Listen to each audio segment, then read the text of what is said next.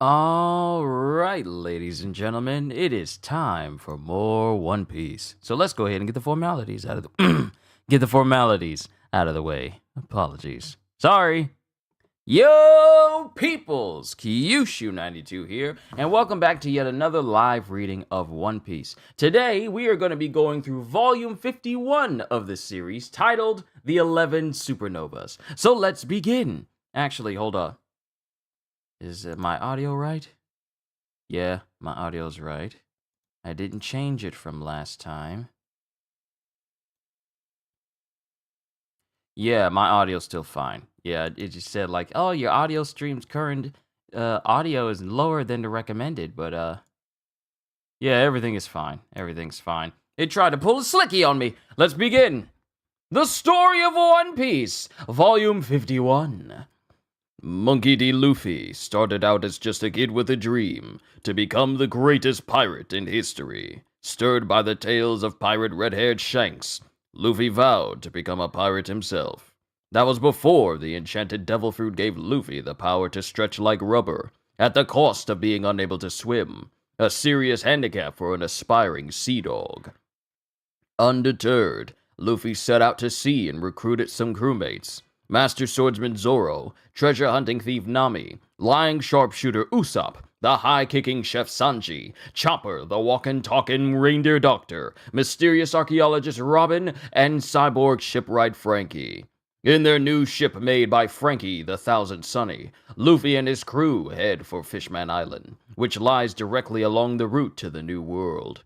Along the way, they get lost in the dark and gloomy Florian Triangle, where they meet Brook, a living skeleton, sailing a ghost ship through the fog.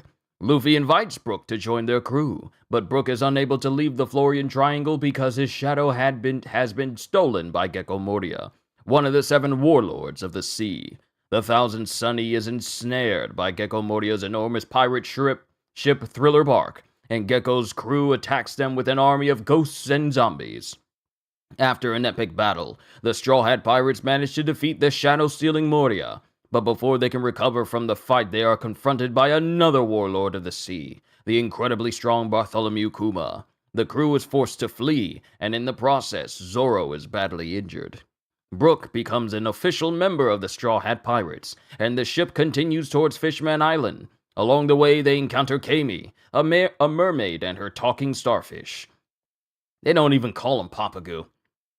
Kami's friend Hachin has been taken by kidnappers, and Luffy and his crew agree to help rescue him. But along the way, they are attacked by the kidnappers' allies, the Flying Fish Riders, whose leader has a terrible grudge against the Straw Hats. So, today we are going to be going through chapters 492 all the way down to 502. Okay, interesting. Chapter 492, Iron Mask Duval. CP9's Independent Report Volume 2, Air Door. So, when we were at the last cover story where it showed the ruins of Eni's lobby, apparently Bluno took all of CP9 inside of his door dimension. Because we see Khalifa in the back, we see Fukuro, and we see Bluno carrying Rob Lucci. But yeah, chapter 492, Iron Mask Duval. The flying fish left! Right when they were about to attack us. It seems like they got a communication. Maybe they were told to retreat, though I wouldn't know why. I want to ride a flying fish! They can fly for 5 whole minutes at a time? Anyway, there are lots of these flying fish guys where we're going. We should prepare for battle. I didn't think they'd come from the sky. How about I bring the cannons out on deck? Then I can shoot them down! That's the spirit, goes Usopp and Frankie respectively. I wonder if Hachin is okay. Worry about yourself for a change. You're the one Macro is after. The Flying Fish Riders' hideout, east of the Sabaody Archipelago. Master Duval! The 2 have returned! Master Duval, why did you call us back? If you left it to me, I'd have gotten the mermaid and the pirates. You idiots! As Duval shoots harpoons towards his own crew members. Ah! Iron Mask Duval, kidnapper, boss of the Flying Fish Riders. You know I wanted to catch them pirates alive. When I think of that man, feel it like a scar in the middle of my back. Oh, so he a country fella. Okay. You idiots! You know I wanted to catch them pirates alive. When I think of that man, I feel it. I is A-H. I feel it. I feel it like a scar in the middle of my back. Uh-oh, his accent started. I've hated him day in and day out. Boss, please, come down. Is today the day that I'll finally kill his hide? His accent's so thick, he must be serious. He must be furious. That man ruined my whole life. I want him dead by my own hand. You get me? Yes, he can't be allowed to live. Get him. Don't let him get away. Do as I say. Yes, boss. Hey, you, Macro Gang. Yes, Duva. Duva, huh? Duva, huh? Show some manners, you two. And it's the three dudes that were in the cover story of Hachi. They're part of they're the Macro Gang. Ho ho, Duva, that's funny. Why you?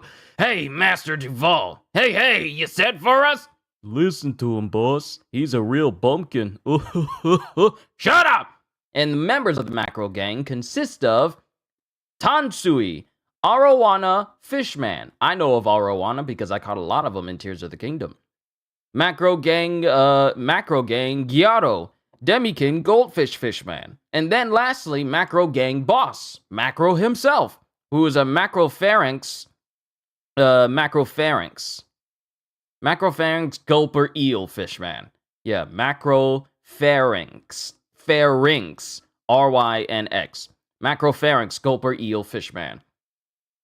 Sorry, Master. These guys are dumb as bricks. They don't even know how to talk. Good to see you, Ozzy. We've begun with Iron Mask Duval.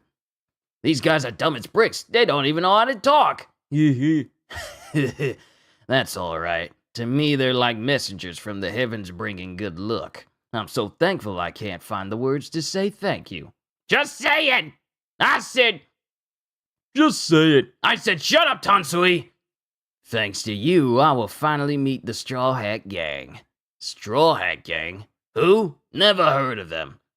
The Straw Hats. So I heard right. Uh-oh. That man is with them.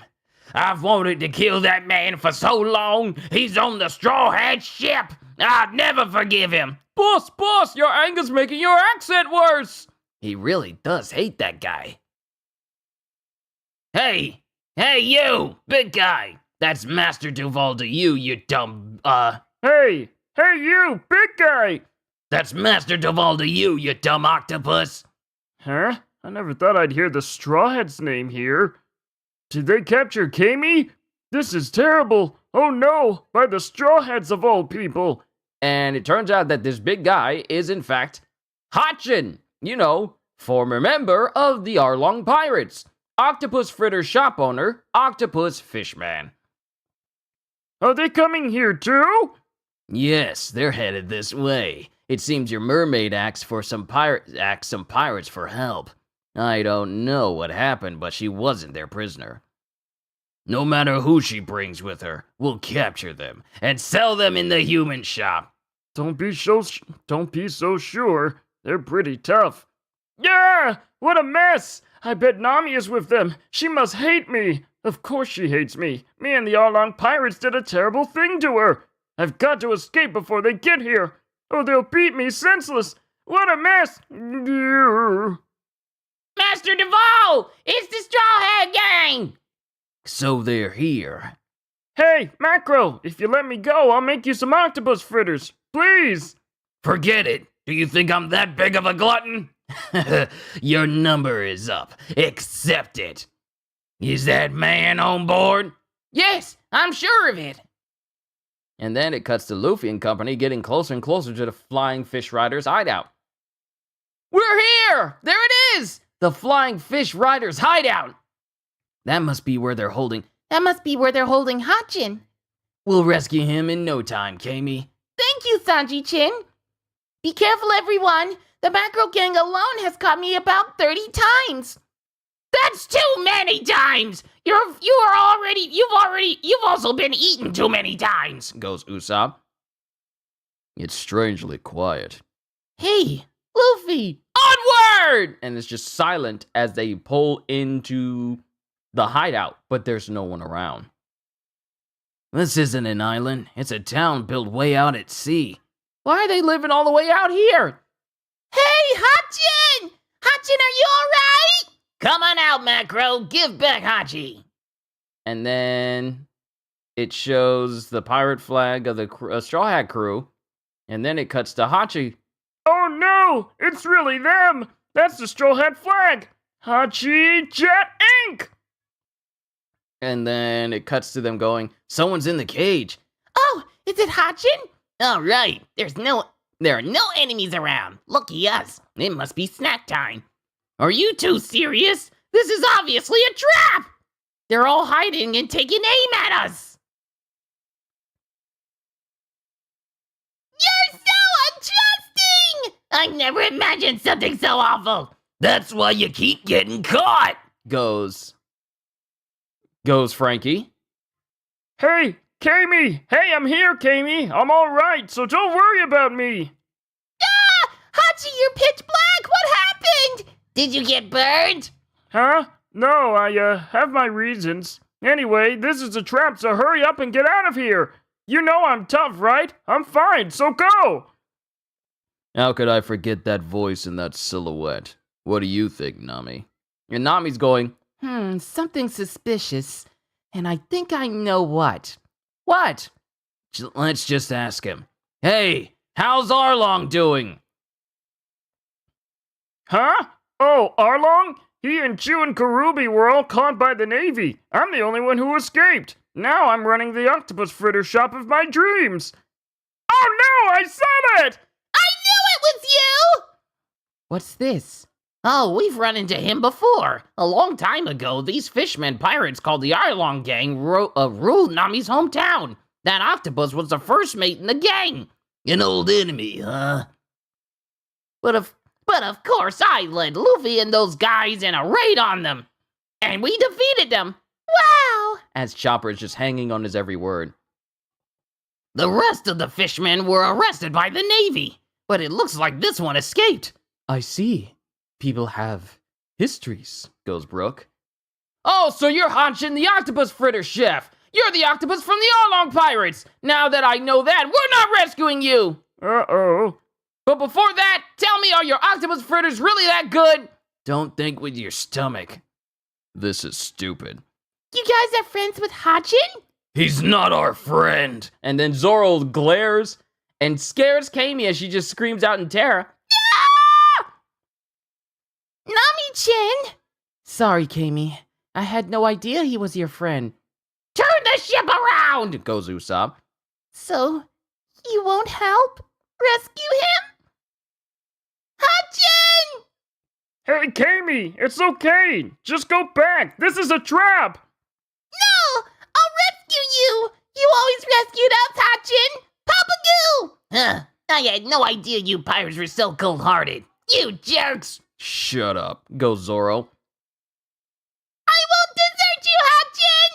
Wait for us, Hachi! And both Papagoo and Kami jump into the water. Kami? As it shows the Macro Gang has grabbed onto Kami once again. You two aren't as tough as you pretend to be! Now we're rich. Hachi, can't save you this time. We won't let you go, Kami. Nah, Kami, Papagoo, I told you it was a trap. Those creeps. Kami didn't do anything wrong. We should at least save her. Wait, Sanji. Kami, Papagoo. It's all right. Let's set Hachi free too. Huh? Hachi is all right. He's actually innocent. Besides, we promised Kami. Nami! Goes Sanji. Luffy-chin! Luffy-chin, If you want, we'll save Luffy-chin. Luffy-chin. She's called Luffy. Nami's calling Luffy Luffy-chin. Luffy-chin. If you want, we'll save the octopus too. His eyes have turned into octopus fritters! And then underground, oh well, not underground, but underwater, the flying fish gang is waiting on them. Are you ready, flying fish riders? Ready when you are, boss. As someone latches onto Kami, and it's Luffy. Whoa! Huh? Mm. Ah! He's got devil fruit powers. As Luffy grabs Papagu and Kami, and then he flings them right back. He holds onto him as he lands onto the deck of the Flying Fish Riders' hideout. All right, I got him back. You jerk! Luffy-chin! You! Whoa! Strawhead Luffy, thank you! You're awesome! I'm in your debt! Zoro, cut the rope to the octopus's cage. You got it. Be careful, Straw Hats! You're already in the trap! The Flying Fish Riders are surrounding you underwater! Attack! Yes, boss! Yeah, boss. A boss. Yes, boss. By sea or by sky, whatever. Bring it on! Goes Luffy as he, cracks his knuckles. You wanted a fight? You got one! As all of the Straw Hat crew is preparing to fight. I love how Brook is out in front and he's preparing to draw his sword. Oh, I love that. I love that. I like how Sanji's way of getting ready to fight is just taking a puff of a cigarette. Everyone is brandishing their weapons, flexing their muscles. Even Robin is there preparing to use her devil fruit powers, but Sanji's the only one just standing out. His way of preparing is just like taking a puff of his cig. That's how he prepares to fight. So casual.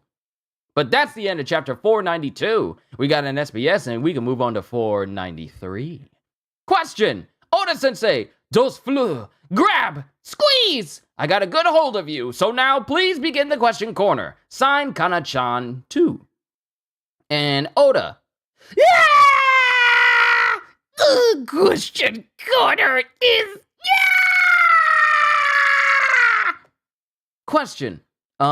This is the first time I've sent in a postcard. Oda-sensei, I've been in love with Brook from the first time I laid eyes on him. Please tell me his age and height. Signed, a child pirate. Imagine how it would have been if Conus and Ashandian would have joined the crew. I mean, expert knowledge of dials and whatever. It would have been interesting. A Skypean joining the crew. But what would have been their trait that would have allowed them to, be different from anyone else? Because everyone has like a set role to fulfill on the ship. Robin is the archaeologist, Frankie is the shipwright, Luffy's captain, obviously, Zoro's the first mate, Sanji's the cook, Nami's the navigator, Chopper's the doctor, Usopp's the marksman, Brook is the musician. What role would a Shandian? Sailor? That could work. Signed, a child pirate. Answer! Okay, 50 years ago, Brook was 38, so now he's 88. He's 8 feet 9 inches tall. He also wears a silk hat, approximately 8 inches tall. He's a big man. Chapter 493. You know me. CP9's Independent Report Volume 3. Rescue Rob Lucci. And here we cut to all members of CP9 standing here, all brutally defeated. And Khalifa's there, but she's all covered up because, Nami basically ripped all of her clothes off. So she has nothing on except this big cloak that's over her. So yeah, all of CP9 is just standing in the ruins, just resting in the ruins of Ennie's lobby. But then we cut back to the Flying Fish Gang's place. Ah! Pump! And then there's this glub sound from underwater. Ah! Kami! Papagu! It's too dangerous! Stay back! And then it cuts to the Macro Gang who go like, Yeah, come on, take back Kami. Bring it on, Flying Fish! Stretch! You can do it, Luffy-chin! And then the Fish Riders start to make their way towards the surface as Zoro and everyone else start to make their way off of the ship as they prepare to fight. Here they come. And then they shoot out, and then the Fish Riders shoot out into the sky. They're here! Who's got the freshest fish? As Luffy's looking up, and then the fish riders are flying all around the Sunny. Eh? I caught him! As Luffy latches onto one of the riders and grabs onto him. Gah! Bombs! They're bombing us! And then Sanji, with one swift motion, he just basically spins around and kicks all of the bombs away from the Sunny, where they explode on near the outskirts of the battle. Whoa, that was close! If you hit the ladies, I won't let you live. Luffy jumped on a flying fish! Tie up the sails! They'll get in the way! Let him go. Trade places! Trade places! Wait! Yeah! And Luffy just knocks off one of the riders, and he starts riding on the flying fish. Woo, this is great! Yahoo! I'm flying! Dive! Roger. And then all the flying fish start to dive towards the water, including the one that Luffy's on. And since Luffy is a devil fruit user, him dying into the water is basically a death sentence. Huh?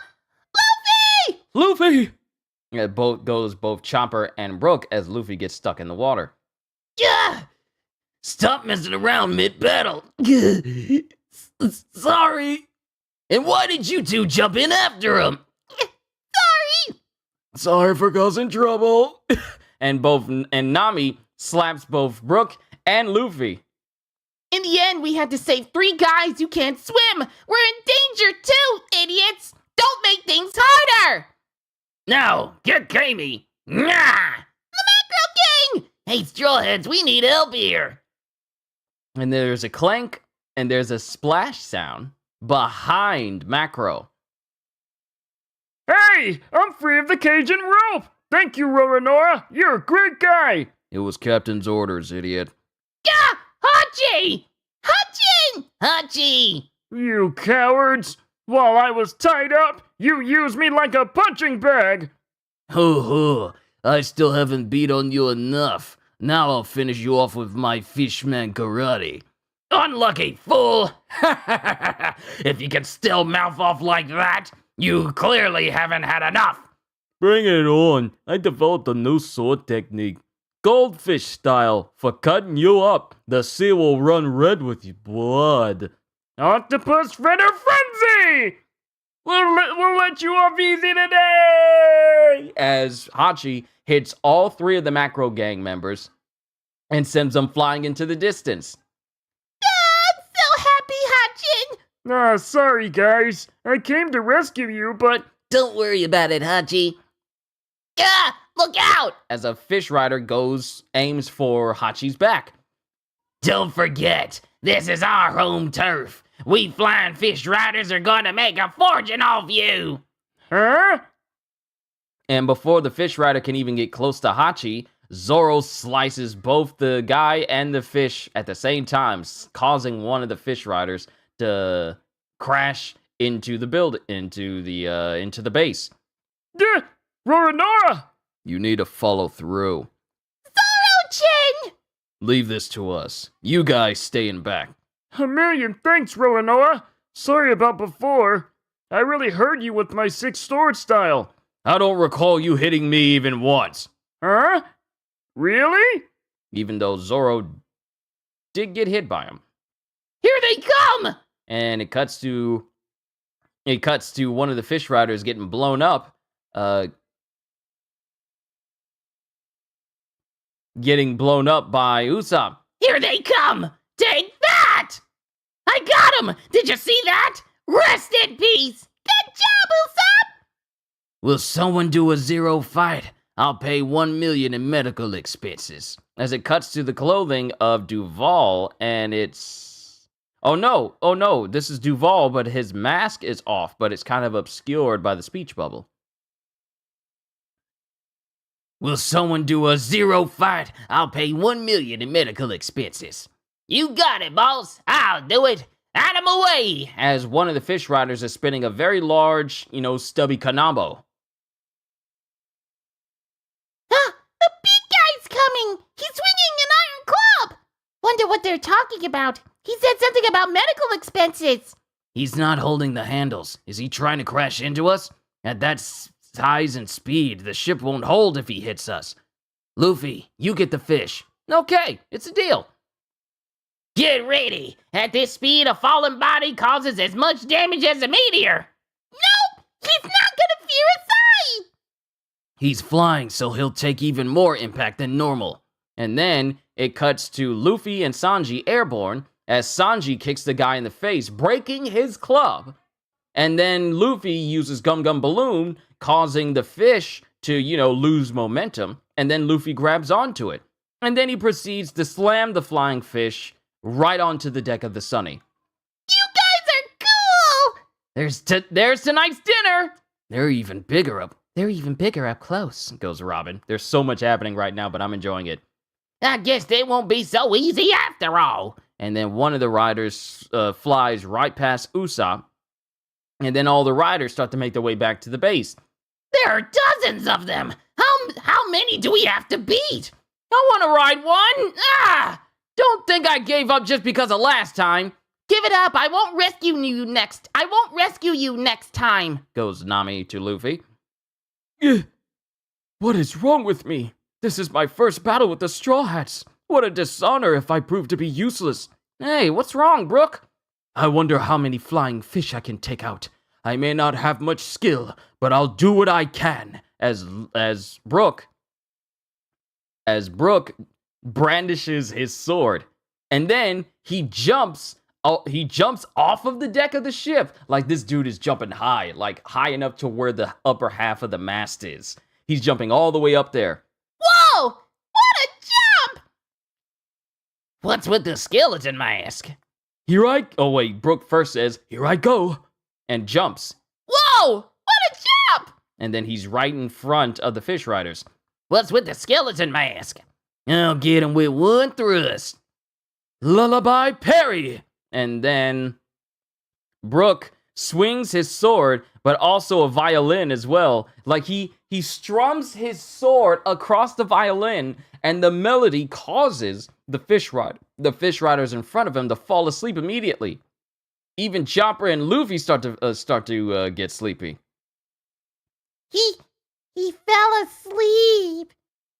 Not you guys too! Goes Nami. And then as all the fish and the fish riders are falling towards the water, unconscious already. Yo! Music is power! Pardon me! As Brook basically blitzes all the fish riders and the fish before they even hit the ground. Gah! I fell asleep! What did that creep just do? He used some kind of dirty trick. Mind you, while he did this, Brook was running across the surface of the water. Because the way that Brook runs, he runs like a cartoon character. Like, his legs are moving at high speeds, not in a normal fashion, but it's just like all spread out like at high speed. So it's all like Mr. Krabs whenever he walks. He's basically doing that, but he's moving across the water itself. What did that creep just do? He used some kind of dirty trick. Yo! It's not a trick, it's music. Good job, Brook! This is getting fun. I'm gonna go too! No, wait, not again! As Luffy grabs onto a flying fish. All right, I caught him. I won't let you dive this time. Hey, he's asleep! And Luffy is holding on to a flying fish that's also unconscious, and it's just flying towards the base. He's asleep! Hey, you guys, wake up! As he crashes into a building. Whoa! He crashed into the boss's room! And then we cut to the flying fish that has a big bump on his head, and Luffy just going, ow, ow, ow, ow! Huh? As Luffy sees Duval without his mask on, but we don't see it yet. And Duval puts his mask on. You saw me! Uh-oh, it's you! You know me, don't you? And it shows Duval standing over Luffy with his big old harpoon gun and a big old bandolier a big old quiver. I want to say quiver, full of harpoons in it. That's the end of chapter 493. Onwards to chapter 494, Duval's tragedy. See, we're having all this stuff happen right now, but It's when these people show up, I'm gonna have so much fun. Oh, I'm happy. I can't wait for these people to show up! Chapter 494, Duval's Tragedy. CP9's Independent Report, Volume 4. Failure, pursued by the world government. And while Bluno and Jabra are hiding away from some government officials who are apparently looking for them, Jabra can only think about Spandam, who's, laughing. Then we cut to Zoro, who's breathing heavily. And then we cut back to Brook as he starts to sink into the water because he can only go so far. But he crashes. Yoo-hoo! And then he crashes and manages to flop in the water right onto the deck of the Flying Fish Rider's entire hideout before he actually sinks into the water. Ugh! I've reached my limit. I think my feet are cramping up. Not that I have muscles. Good job, Brook. You took out quite a few flying fish. I need to be useful, but first, a short break. Zoro, you're still injured. Not enough to lose to these fish. Don't worry about me. Because it shows Zoro, who's just on his knees, breathing heavily. He still has not fully recovered from the events of Thriller Bark. Least of all, walking into that giant paw bubble of Luffy's pain.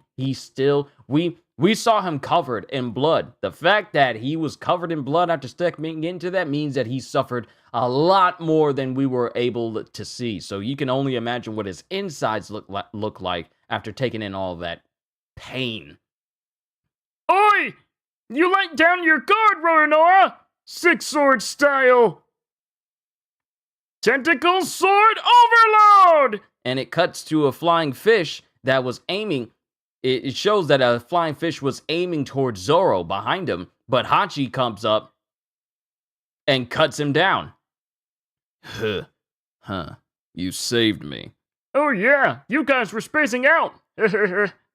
That was cool! Huh? Was it? Ah!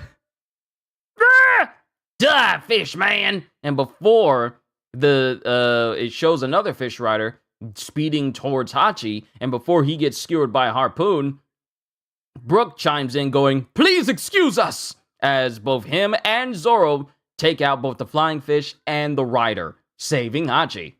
Gah! I thought I was gonna die!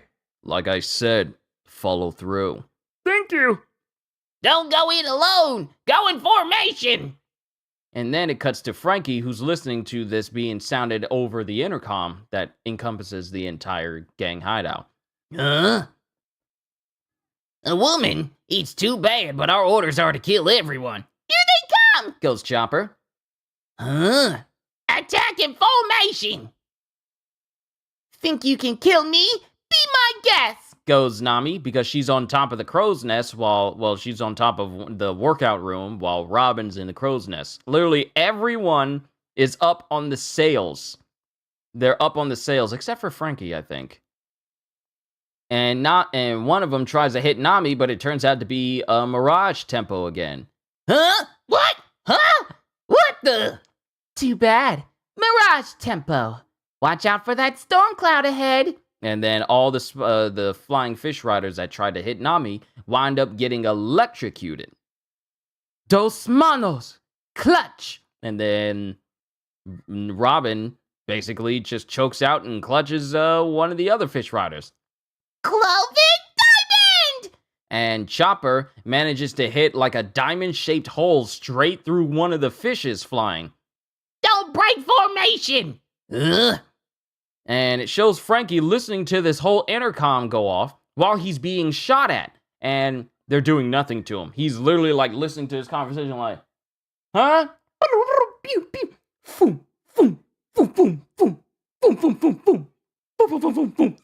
He's not even paying attention to it. Whoa! What is he? Guns don't work on him. Strong hammer! And Frankie just decks the dude with his strong hammer. And then all this is happening. All this is happening near the Sunny and around a hideout with Kami. Wow, Papa Goo, they're all so strong. I didn't think they'd go this far. I just wanted to rescue Hachi and get out of here. And it cuts to Usopp. Frankie! Frankie, take us to the dock. We're at a disadvantage out here in the middle of the water. They know they've got the upper hand. They won't give us time to move the ship. Then it cuts to harpoons being shot at, and it's being shot at Luffy, who's running away. Look out! Look out! Luffy?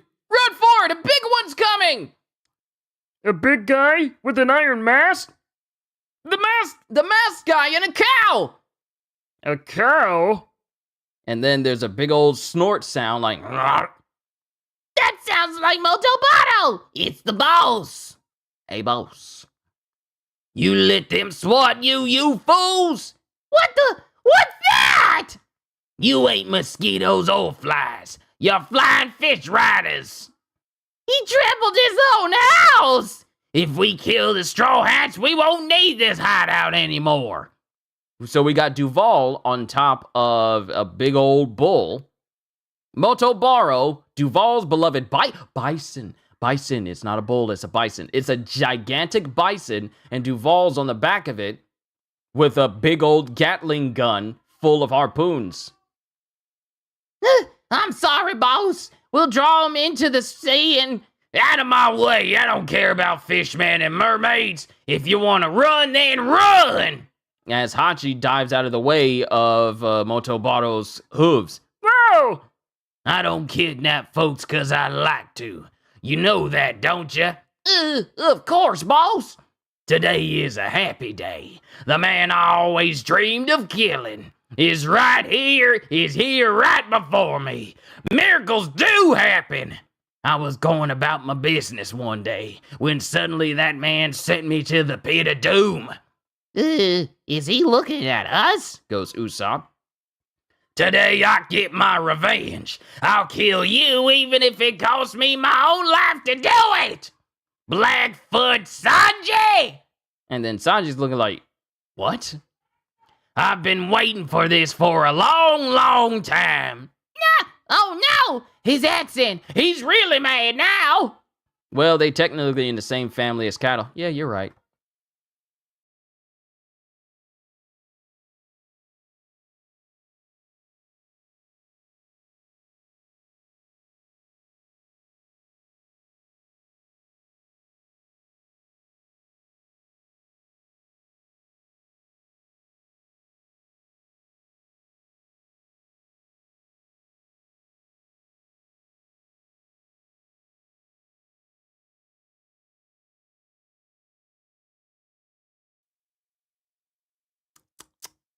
All right. There we go. I've been waiting for this for a long, long time. Oh no! His accent! He's really mad now! Me? He wants to kill me? Sanji, who is that guy? He's got a grudge against you. Maybe from when you worked at the restaurant? Try to remember. That's going back a while. Well, I was always ticking people off back then. Time to get killed! You reap what you sow! Don't get us in trouble! That guy's scary! Don't play dumb, Blackfoot! It wasn't that long ago! As Duval opens fire on the Sunny with his Gatling harpoon gun. And everyone dodges out of the way to keep from getting skewered. Watch out! Get down! Harpoons! It wasn't that long ago. Now I really don't know. Wait! There's something weird about these harpoons! As it starts to smoke at the end of the harpoons. My scorpion harpoons are full of poison. If they so much as touch you, you'll go to the next world in 3 minutes. Know the extent of my wrath! I'll kill you and your friends for good measure. Ah! Careful, Nami. That jerk. Whoa! I don't remember. Who are you? I saw under his mask. Really? Who is he? I'll show you. Don't be surprised, okay? You know him too. I do. And then Luffy dashes towards Duval. And then he punches Duval in the face and knocks off his helmet. Yeah! No, he kicks Duval. Yeah, he kicks Duval and knocks the mask off his face. Yeah! That punk! Yeah. Master Duval's iron mask! Go ahead. Look. Take a good look at my scarred face. Ah! No way! And then it cuts to Duval in the distance, but we still can't see his face. And then Sanji's looking, and he looks just as confused but shocked as everyone else. And then Zoro goes, "Him!" Oh. I say, goes Brooke. I could just cry, goes Frankie. I've been waiting for this day. I resolved to set out to sea to kill you. But it wasn't easy finding you. The wanted posters had the wrong face. Even if the Navy and the bounty hunters had seen the real guy, they might not have recognized you. His voice changed because his mask is off. Oh, but they would have thought they recognized him. Boss, as his crew's crying for him. Sanji! Sanji, where are you going?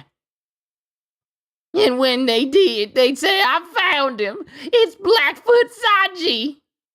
And I would say, it's not me, I swear. I don't even know the guy. I ain't even a pirate. And it cuts to the face of Duval, who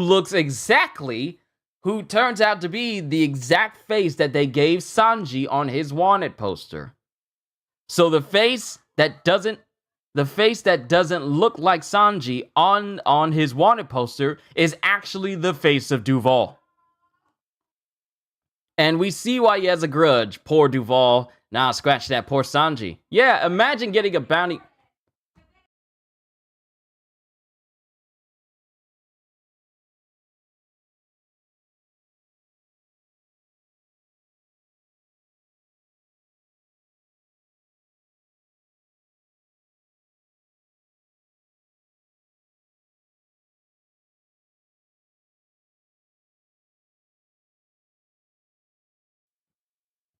A lot of noise outside my room today.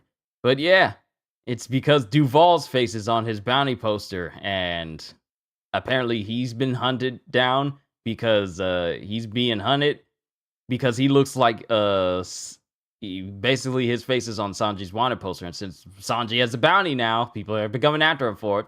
It's not me, I swear. I don't even know the guy. I ain't even a pirate. Can you understand my fear when I learned I was a target? Getting chased by the Navy every day, hunted by famous bounty hunters. What did I ever do to you? Give me back my life. And then Sanji runs up and goes, "I don't care!" No! He literally ends the chapter by kicking Duval in the face saying, like, "I don't care." And that's the end of chapter 494. Onwards to chapter 495. But first, NSBS. Question. Nice to meet you, Orachi. I've got a question. Somewhere around volume 46, Brooks said, if my tears had not already dried, but then in volume 50, he was crying tears like normal. Why? Sign, Kyo-chan. Answer. That's because even if your tears of sadness dry up, tears of happiness never dry up. Why? Because people are kind. All right, moving on, said in a low, dignified voice. Question. I'll be Moria's replacement. Signed, Small Onion. Answer. All right, moving on, said in a low, dignified voice. Question. Orachi, hello. I'm a bright and healthy 14-year-old girl. I'd like to ask you, someone I greatly respect, a question. There are compound words made of 4 kanji, aren't there? Do you know that? Did you know that? If you were to describe the Straw Hats in a 4 kanji compound word, what would it be? Ishidenshin, telepathy. Junin Toiro, it takes all kinds. Oh, I know, yakimiku. Teishoku, barbecue set lunch. Sign, Gachapin's cousin. Answer, do I know 4 kanji compounds? Of course I do. My favorites include Jakaku Hakin, Snake and Crane Arts of Shaolin, Shorin Soccer, Shaolin Soccer, and Kuro Oolong Cha, and Kuro Oolong Cha, Black Oolong Tea. Oh, you want one that expresses the spirit of the Straw Hat crew? It's got to be Zendai Mimon, unprecedented. They were called that during the events at Annie's lobby. I always want them to be unconventional. Question. Marry me. Signed, Man. Answer. No. said in a low, dignified voice. And that's the end of the SBS. Okay, that was funny. Chapter 495, Gao Cannon! CP9's Independent Report, Volume 5, The Path of Escape. And it shows CP9 basically making their way out to sea, leaving Annie's lobby behind. And I believe they're using the tracks for the sea train to get away because, you know, getting across the ocean is not something that's easy, especially considering all but 2 of them have devil fruit powers. So it's something that should be taken with care. So they're taking the tracks of the sea train in order to get out. What do you mean you don't care? You gotta take responsibility for this. Shut up! The one who's mad about that wanted poster is me! Boss! What do you know? The world is this big place. Maybe Sanji was born under a charmed star.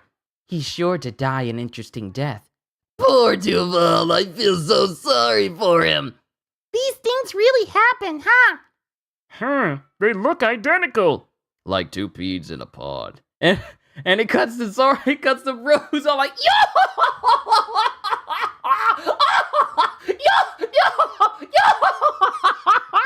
and he's laughing at Sanji's misfortune. In the anime, it's absolutely hilarious. Just seeing Bro cannot stop laughing. You know what's funny? It's funny when the person is like on the ground struggling to breathe at someone else. It's funny when they're laughing. Brooke, when this is over, I'm gonna flatten you! Well, Sanji, we'll go on ahead. You think this is all my fault?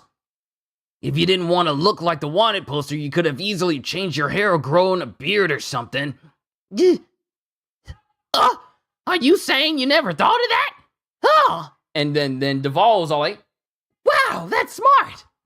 Are you saying you never thought of that? You guys are complete idiots. I ain't an idiot. Listen up, Blackfoot. Before that wanted poster, we were running a humble criminal outfit in the country around these parts.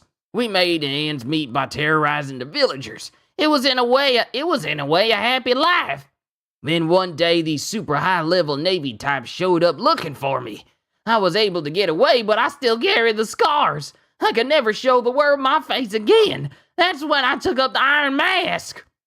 You ruined my life! I'll chase you to the ends of the earth. If you don't like it, then kill me. and then it cuts to Sanji, who's choking Duval. He's really gonna kill me! Boss! Why are you putting Nami in danger over these pathetic accusations? You're famous because of that ship and its crew, so of course they're my enemies too! You all must die! As Duval tries to shoot Sanji, who dodges away. Ugh, poison harpoons! And then a voice goes, "Get information!" Ugh. Every single time they're talking about getting information, Frankie is always looking around like, huh? Where's that coming from? And then it cuts to two fish riders who fly towards Sanji with a big net. And since he's at the he's on the edge of the ocean, he gets caught in the net. Uh-oh. Sanji! Rip the net! They want to drag you into the sea! It's no use. It's made of iron. Now suffer! And drown! And then Chopper goes, Sanji! And then it cuts to Sanji being pulled underwater. Ah! I gotta help him! Don't, you fool, I'll do it! Wait! A human could never catch up in time! Leave it to me! Goes Hachi. You idiots! Even a fish man couldn't catch up. Flying fish are in the top rank of the fastest sea creatures. Huh? Their riders wear oxygen tanks. They can stay underwater for several minutes. This is what we call a watery grave. The next time we see Blackfoot Sanji, he'll be nothing but a pitiful corpse. What? Goes Luffy. I can't breathe. As Sanji is being pulled deeper and deeper into the sea. This is what it means to make the boss angry, Blackfoot. It'll be all right. As Kami apparently dives into the sea. Kami? Hey, cowboy, you forgot about someone. Right, you're right. Flying fish are faster than fishmen. They're in the top rank of the fastest sea creatures. That's nice. but at the top of the top rank are mermaids. And then it cuts to Kami, who's keeping up with the flying fish. In all the seas of the world, mermaids are unmatched for their speed. It's all right. I'll save you, Sanji-chin. And then Sanji is losing more and more and more air. Is she really that fast? Goes Luffy. You bet. No one would ever capture mermaids if they weren't spacing out all the time. Wow! Kami! I'm leaving Sanji to you! And then there's something lifts into the air around the Sunny. Huh? What's that? And it's a giant anchor. Is that a ship's anchor? It's huge! Aim for the Straw Hats pirate ship. Hit 'em dead center and sink 'em. They got devil fruit power users, but we can win if we fight 'em underwater. Yeah, this is bad. If that thing hits us, we're sunk.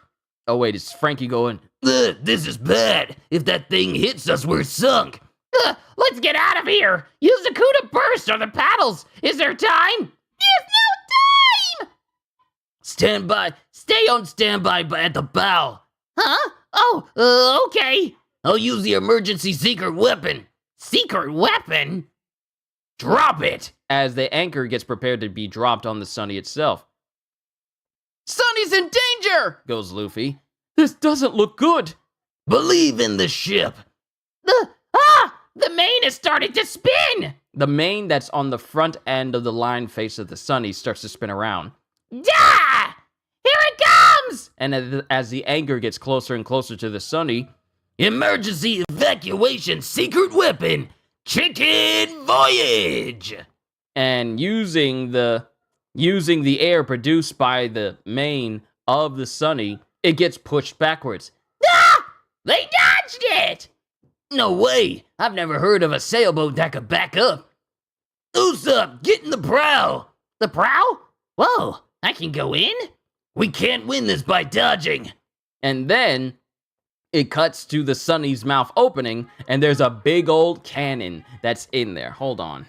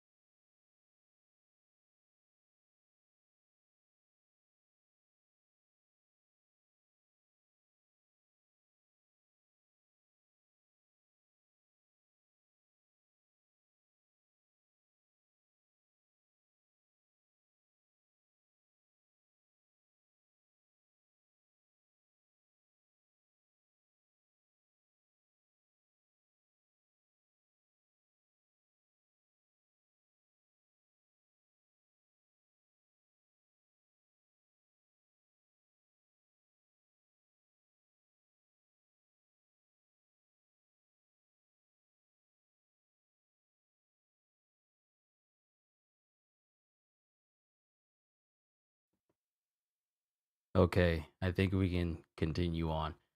I can't get into what's going on in the background. I can't get into it, so we need to continue on. But it cuts back to let's just go back to when the one of the members of the Fish Riders goes, No way! I never heard of a sailboat that can back up. Who's up? Get in the prow. The prow? Whoa, I can go in. We can't win this by dodging. and then the mouth of the Sunny, the prow of the Sunny, like the lion face, opens up, and it reveals a big old cannon inside. And both Chopper and Luffy are just completely awestruck by the fact that there's a cannon there. What is it now? Get as many as possible inside the circle. Like this? I got him! Lock it and pull the lever. What? This lever? Go, cannon! And basically they blow up the entire Flying Fish Rider base. They blow up the entire base because of this. The cannon just unleashes this titanic just blast that destroys the entire base. And everyone gets sent flying. And then it cuts to Luffy. Yeah, complete and utter devastation. Soon we'll be at maximum distance for Gao cannon deployment. The blast will be released into the atmosphere, what is it called? Ensuring complete and utter devastation. But as this titanic explosion rocks the entire base, Luffy's just looking with tears in his eyes, just completely enamored by this big old cannon that went off. And then Zoro's looking at him going, "You're way too impressed." Did you see that? It's the Sunny's true power. It shot down nearly all the flying fish! You've got good aim. Not bad for your first time. Such power! And Usopp has that same twinkle in his eyes, too. And then it cuts to Brook and Luffy. Good job, Lion! Good job, Lion! Good job, Lion! My eyes nearly popped out. Sunny! It uses 3 barrels of cola energy up front, so as not to blow the ship away. I fire a 2-barrel Kuda burst in the back. It takes a ton of cola, so we can't use it very often. Frankie says while he drinks like a whole thing of cola. Like he done did a whole bunch. Yeah, I'm tangled up in the net. That slippery mermaid. And then it cuts to Kami, who apparently has Sanji. It won't be long. Hang in there, Sanji-chin. And it shows that Sanji's face is pressed up against Kami's chest while it's like it makes emphasis to show that there's a sound effect of him being pressed up against her chest while she swims him to the surface. Kami! Goes Nami. You made it! Is Sanji alright? Hey, everyone! Sanji-chin's bleeding horribly! Is he dying? I thought I saved him, but there's blood pouring from his nose! A nosebleed? No, if he's going to die like that, let him die. As it shows that Sanji is full in fact conscious of what just happened to him. And he's just like, he's got like hearts on his eyes and he's bleeding from the nose because of the very fortunate place that he was being held in. He looks happy. Ah! He's alive! Goes Duval. Hang in there, Sanji-chin! And then it cuts to Luffy, who's standing in front of Duval. You've lost a lot of men. Why, you? Then you shall know the terror of Motobaro. Countless have fallen prey to his powerful horns. It was his horns that pulled air holes in the village dam, put him in a cage, and he breaks free. And it was thanks to his horns that I escaped from the Navy alive. All right, I'll stop him. People call them the heart-ripping horns. Get him, Motobaro! And then it cuts to Luffy. It cuts to Chopper. Luffy, watch out! And then it cuts to Motobaro running towards Luffy. And Luffy struggles. It shows Luffy standing his ground and catching Motobaro. Huh? The horns don't matter! Because Motobaro's horns are too small for him to be able to run into someone and actually impale them. They need to be at his side. So, because that and the fact that his horns are so high up on his head, and then the rest of Motobaro is just straight animal face. His horns are literally small in comparison to his very large face. So, like Chopper says, they would not matter at all. The horns don't matter! And then Luffy is looking at Motobaro and goes, "It's a waste of time fighting you." And then Motobaro, strangely, gets scared. Gets scared and starts sweating. And it starts trembling. Huh? What's the matter, Motobaro? Something's wrong with the cow. Hey! Hey! Motobaro! Where are you going? Because Duval has fallen off of Motobaro. And then suddenly, Motobaro just falls to the ground, passed out, and foaming from the mouth. And Luffy's looking confused. What? It passed out? What happened? Luffy, what did you do? I didn't do anything. Yeah! Motobaro! Oh no! Motobaro! Ah! I didn't see him do anything. It looked like Luffy wowed him into unconsciousness. What's that? Like winning with passion? That huge animal passed out. Can that happen? Doggone it, you straw hats! Gee, I wonder what happened. So do I. Doggone it, you straw hats! Hold on, Luffy, as Sanji gets up, still dripping wet. Kohagen, don't even give no illusion to that yet. Don't even do it. Don't even do it. Hold on, Luffy. Sanji, I'm glad you're all right. I'll be the one to finish off this stupid whiner. Blackfoot!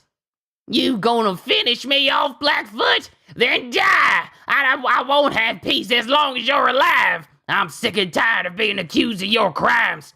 Shut up! I don't want to see the cheap scribbles on that wanted poster either. Someone who looks like that shouldn't exist! As Sanji jumps over Duval's gun and then hits him directly in the face. Olé! Hits him in the face with Olé! Nez! Jo! Bouche! Dance! Menton! And Sanji keeps hitting him over and over and over and over and over and over and over and over again in the face. Stop! Para shot! And then he ends by hitting Duval directly in the face with an overwhelming amount of blows. Yeah, Kohagen, we're not trying to even give a hint or illusion, even a big hint or illusion as to what it can be. I mean, I can give you guys looks and everything. You can say like, I wonder what that is. But don't say like, oh, what if it's a different version of this? Nope, not even that. Not even that. But that's the end of chapter 495. Onwards to chapter 496. Yakuman Mangrove. CP9's Independent Report, Volume 6. In St. Poplar, the town of the Spring Queen, without money for medical care. As it shows CP9 making their way to one of the cities that tends to be within distance of Water 7. Delicious! See? See? Hutchins octopus fritters are the best in the world! My face! In my Rick James voice. My face! My face! I don't even know how to properly do it. I'm sorry. See? Hutchins octopus fritters are the best in the world! I won't stop! I can't stop! These octopus fritters are awesome! They really are. How does he get the sauce so rich? It's nice eating on a ship. Hi! This is my first time experiencing the culture of octopus fritters. Most delectable. These were made with soup stock. And these have rice crackers. And these have rice crackers inside. Ha! Eat as much as you want. Today it's all free. It's our thanks to you for saving us. So, how is it, Nami? How does it taste? And then Nami is eating by herself. And she just kind of side eyes Hachi a little. This doesn't mean I forgive you, you know. No, of course not. That's not what I meant. I just wanted to know if it tastes good. Really? It's delicious. Huh? Really? You mean it? And then everyone's all like, whew, at least it's not that bad. All right, guys, Keep going. There's plenty more. keep cooking. Keep cooking, we'll run out. Hey, mermaid, we need some over here. Okay, in a moment. Hey, octopus, how did you make the sauce? What? This sauce comes from a secret recipe used long ago by a legendary octopus fritter chef. And, well, octopus fritter is, English for takoyaki in Japanese, because takoyaki means octopus fritter in Japanese. Hey, you guys! Young master! Who's that? It's those guys from before. Wait, don't go. You can't leave without saying goodbye. It's me, Handsome! No, I mean Duval! And it shows that Duval's face, just like Wanze's face, has been rearranged so that Duval's face no longer looks like it did before. That old wanted poster of Sanji's, where it had this Duval's face on it, his face has been completely and utterly changed. Completely. It's me, Handsome. No, I mean Duval. Huh? Is that him? This tastes good. I changed his bone structure, now he can't complain. Whew! Young Master Blackfoot, you kicked me in the face, and when I woke up, imagine my surprise. You made me handsome. You had calamari, but never takoyaki? I want to have takoyaki one day because it looks so good. It may be hot, but I need to find a place in my neighborhood or in my county. I need to find a place that serves takoyaki. I've never had it before, and yet I want it. Calamari, yeah, fried calamari and different types of calamari, yes, but I never had takoyaki before, and I want it. You're making me hungry here, Ozzy. Phew! Young Master Blackfoot, you kicked me in the face, and when I woke up, imagine my surprise. You made me handsome. I couldn't take my eyes off myself. That sounds like, what person do we know that is in, Greek mythology? No. Is it Greek? Who's I think it's Greek mythology. The dude that's stuck on himself, like he's enamored with his own appearance. I forget his name. It's gonna come back to me when I least expect it. But there's a dude who was so enamored with himself that he loved the sight of himself. I forget what his name is in the Greek mythology. I forget which one it was. You made me handsome. I couldn't take my eyes off myself. Adonis! Thank you. Adonis. It was on the tip of my tongue. I was thinking, like, what is his name? But yeah, Adonis. Yeah. Duval is having a whole Adonis complex right now. You made me handsome. I couldn't take my eyes off myself. The girls won't be able to stay away. Oh, life is rosy. I'd like to go back to the countryside and take it easy. And Vanity Smurf. Yeah, Vanity Smurf popped up too, but Duval ain't blue, so I'm attributing him to Adonis. He thinks he's an Adonis. I would like to say that he thinks himself more of an Adonis than a Vanity Smurf.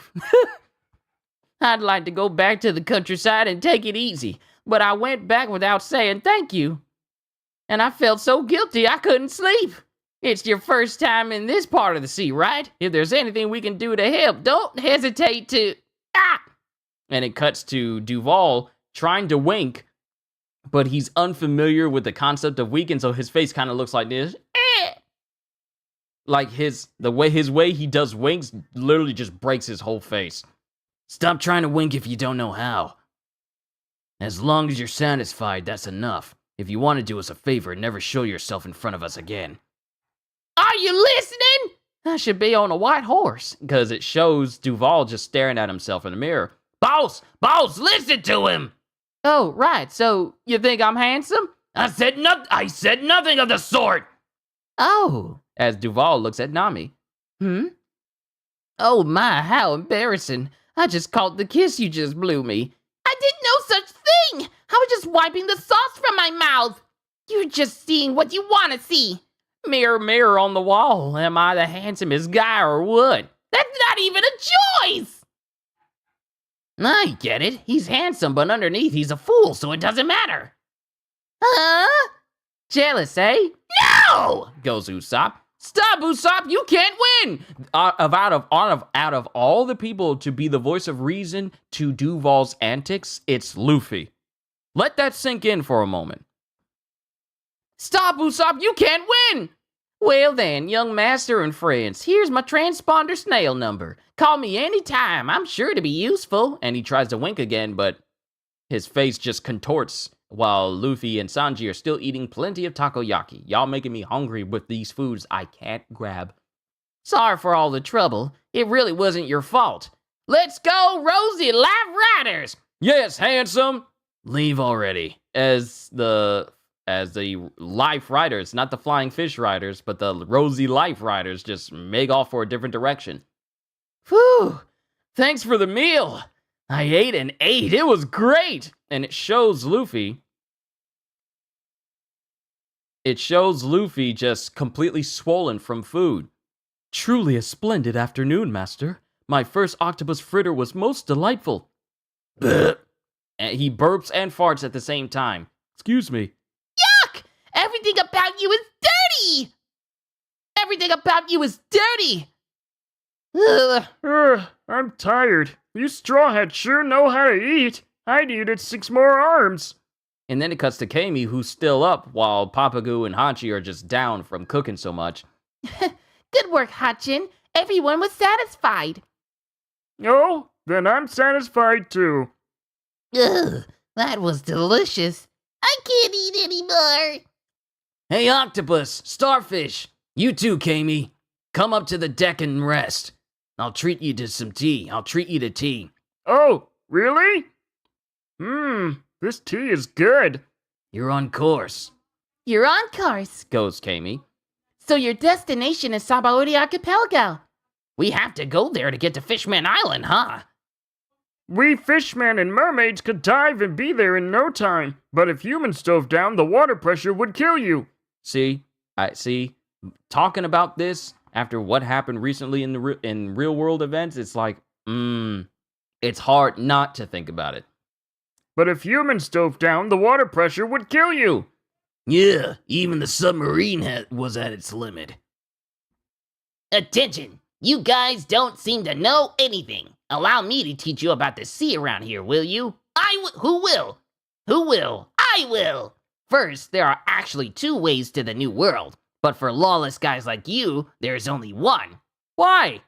Because the other way is to ask the world government to let you pass through the sacred land of Marijois, which sits atop the Red Line. Pirates would never get permission to pass through. People cross the Red Line on foot? What about their ships? Everyone leaves their ship behind and buys a similar one on the other side. They leave their ships behind? And this riles up Frankie. It costs money and applying takes time, but it's safe, so that's what people usually do. However, you can keep your ship for the route you'll be taking, the seafloor route through Fishman Island. But the seafloor route is dangerous. Huh? I haven't passed you the baton, Kami. Sea monsters and Neptunians eat up lots of people and their ships. Huh? I don't want to go to Fishman Island. Me neither. And then Nami chimes in. Just a minute, Kami. Did you say and their ships? What kind of ship can we use on the seafloor? This one. This one. Goes Kami. This ship can't go in the water. That's all right. In the Red Line, the great wall that circles the world, there's a tiny hole. Oh, but to us it's a big hole. That's where Fishman Island is. Oh, so it's direct. Wow. I didn't know. I didn't know that underneath the Red Line, in a hole that's big to the people of Fishman Island and mermaids, I didn't know that Fishman Island was directly underneath the Red Line. I didn't know that. I thought it was just in some place far off from the sea, but I didn't know it was underneath the Red Line itself. That's all right. In the Red Line, the great wall that circles the world, there's a tiny hole. Oh, but to us it's a big hole. That's where Fishman Island is. It's directly under Marijois. See, I didn't notice. I didn't notice. I watched the anime and I didn't know this. I don't think I was paying attention either, fully paying attention. I didn't know that Fishman Island was underneath Marie-Joie. Interesting. That just shows how huge the red line is. Yeah. It's directly under Marie-Joie. You dive and dive to the seafloor, about 30,000 feet down. It's a good place. Wasn't Sky Island about 30,000 feet up in the sky? What do you mean? We can go to the seafloor in this ship? At the next island we're going to, we'll coat the ship. Coat? Look up ahead. We're here. No! Huh? Wow, it's pretty. What is that? Something's flying. Oh my! Bubbles. It's like a dream. This is it. Sabaody Archipelago. And we see Sabaody and the entire, we just see the island in its entirety, and it's absolutely massive because in comparison to the Sunny, the trees that are on this island go high into the air, and they're just absolutely massive. The Sunny are just basically like small bugs compared to the size of these trees. Sabaody Archipelago. Grand Line. Are they soap bubbles? And there's bubbles just floating in the air. What's going on? Bubbles keep drifting up one after the other. Soap bubbles are coming from the island? Who's blowing them? Goes Luffy. The island makes them. The island? How? Oh, sorry. Do you mind if I interrupt? Goes Robin. What does the log post say? Oh yeah, right now the needle's pointing towards Fishman Island. Will this island rewrite the log? Don't worry about that. Sabaody Archipelago is just a clump of trees. It doesn't have a magnetic force. It's not an island? Do you know what mangroves are? Trees whose roots are above or underwater depending on the tide. Here, the roots are always above water. Sabaody Archipelago is a collection of the world's largest mangroves, the Yarukimen mangroves. Yarukimen mangroves. Yarukimen mangroves? They sound manly. Let's go. Goes Luffy. There are a total of 79 trees. Each tree has a town or some facilities. There are 79 islands altogether, and they're called Sabaody Archipelago. Travelers stop here on the way to the New World. That's Grove 44 in front of us, the private entrance, so let's duck further back. The roots are big up close. And then everyone starts docks. Everyone docks near what looks like Grove 41. The trees are big too. They're striped like candy. Let's dock here. This is Grove 41. Don't forget this number, everyone. Bridges link all of the islands, so if you remember this number, you won't get lost. Someone might. Yeah. Don't look at me. As it cuts to them thinking of Zoro. And then a bubble starts to form straight from the ground itself. Whoa! A bubble came out of the ground! How does it work? I can ride it! As Luffy's just sitting on the bubble. Wow, cool! The roots of the Yarukimen mangroves secrete a special natural resin. Yuck, it's sticky. As she wipes her hand on Usopp's pants. Don't wipe! As Robin wipes her hand on Usopp's pants. Don't wipe it on me! When the roots breathe, air inflates the resin, making it float into the air. And it shows Luffy literally going higher and higher into the air, bouncing off of these bubbles. It's like he's in a platforming game. I see. So it's naturally like this. Cool! Wow, look at Luffy! As he keeps bouncing higher and higher into the air. Hey, I can see an amusement park. Let's go. Let's ride the Ferris wheel. An amusement park? That's Sabaody Park. Ferris wheels are so great. I've always dreamed of riding one. Dreamed? Why don't you just ride one? Don't be silly, Kami. Yeah, I know. I want to ride too. Can I? Goes Chopper. Hachi, what's your goal here? You said something about coating the ship. Yeah, we'll go meet a coating specialist and have him coat your ship in the resin. That way your ship can sail underwater. Huh? Really?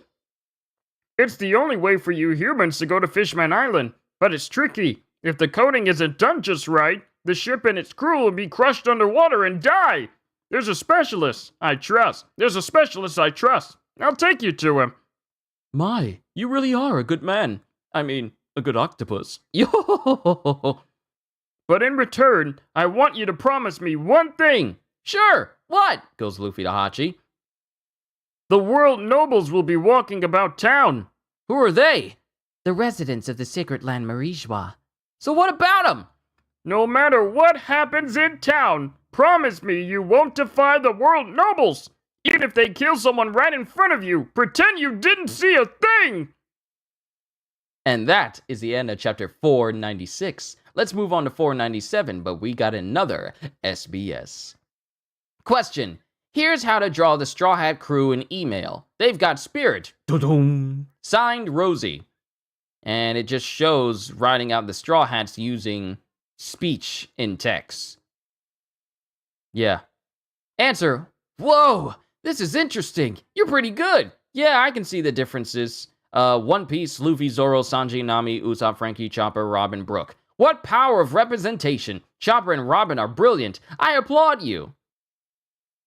And then we have another question. Question. When the crew is at sea, who takes care of the laundry, which is almost as important as meals? Nami doesn't seem the type. Sorry. And if Sanji did it, he would be distracted by the lingerie. Yow!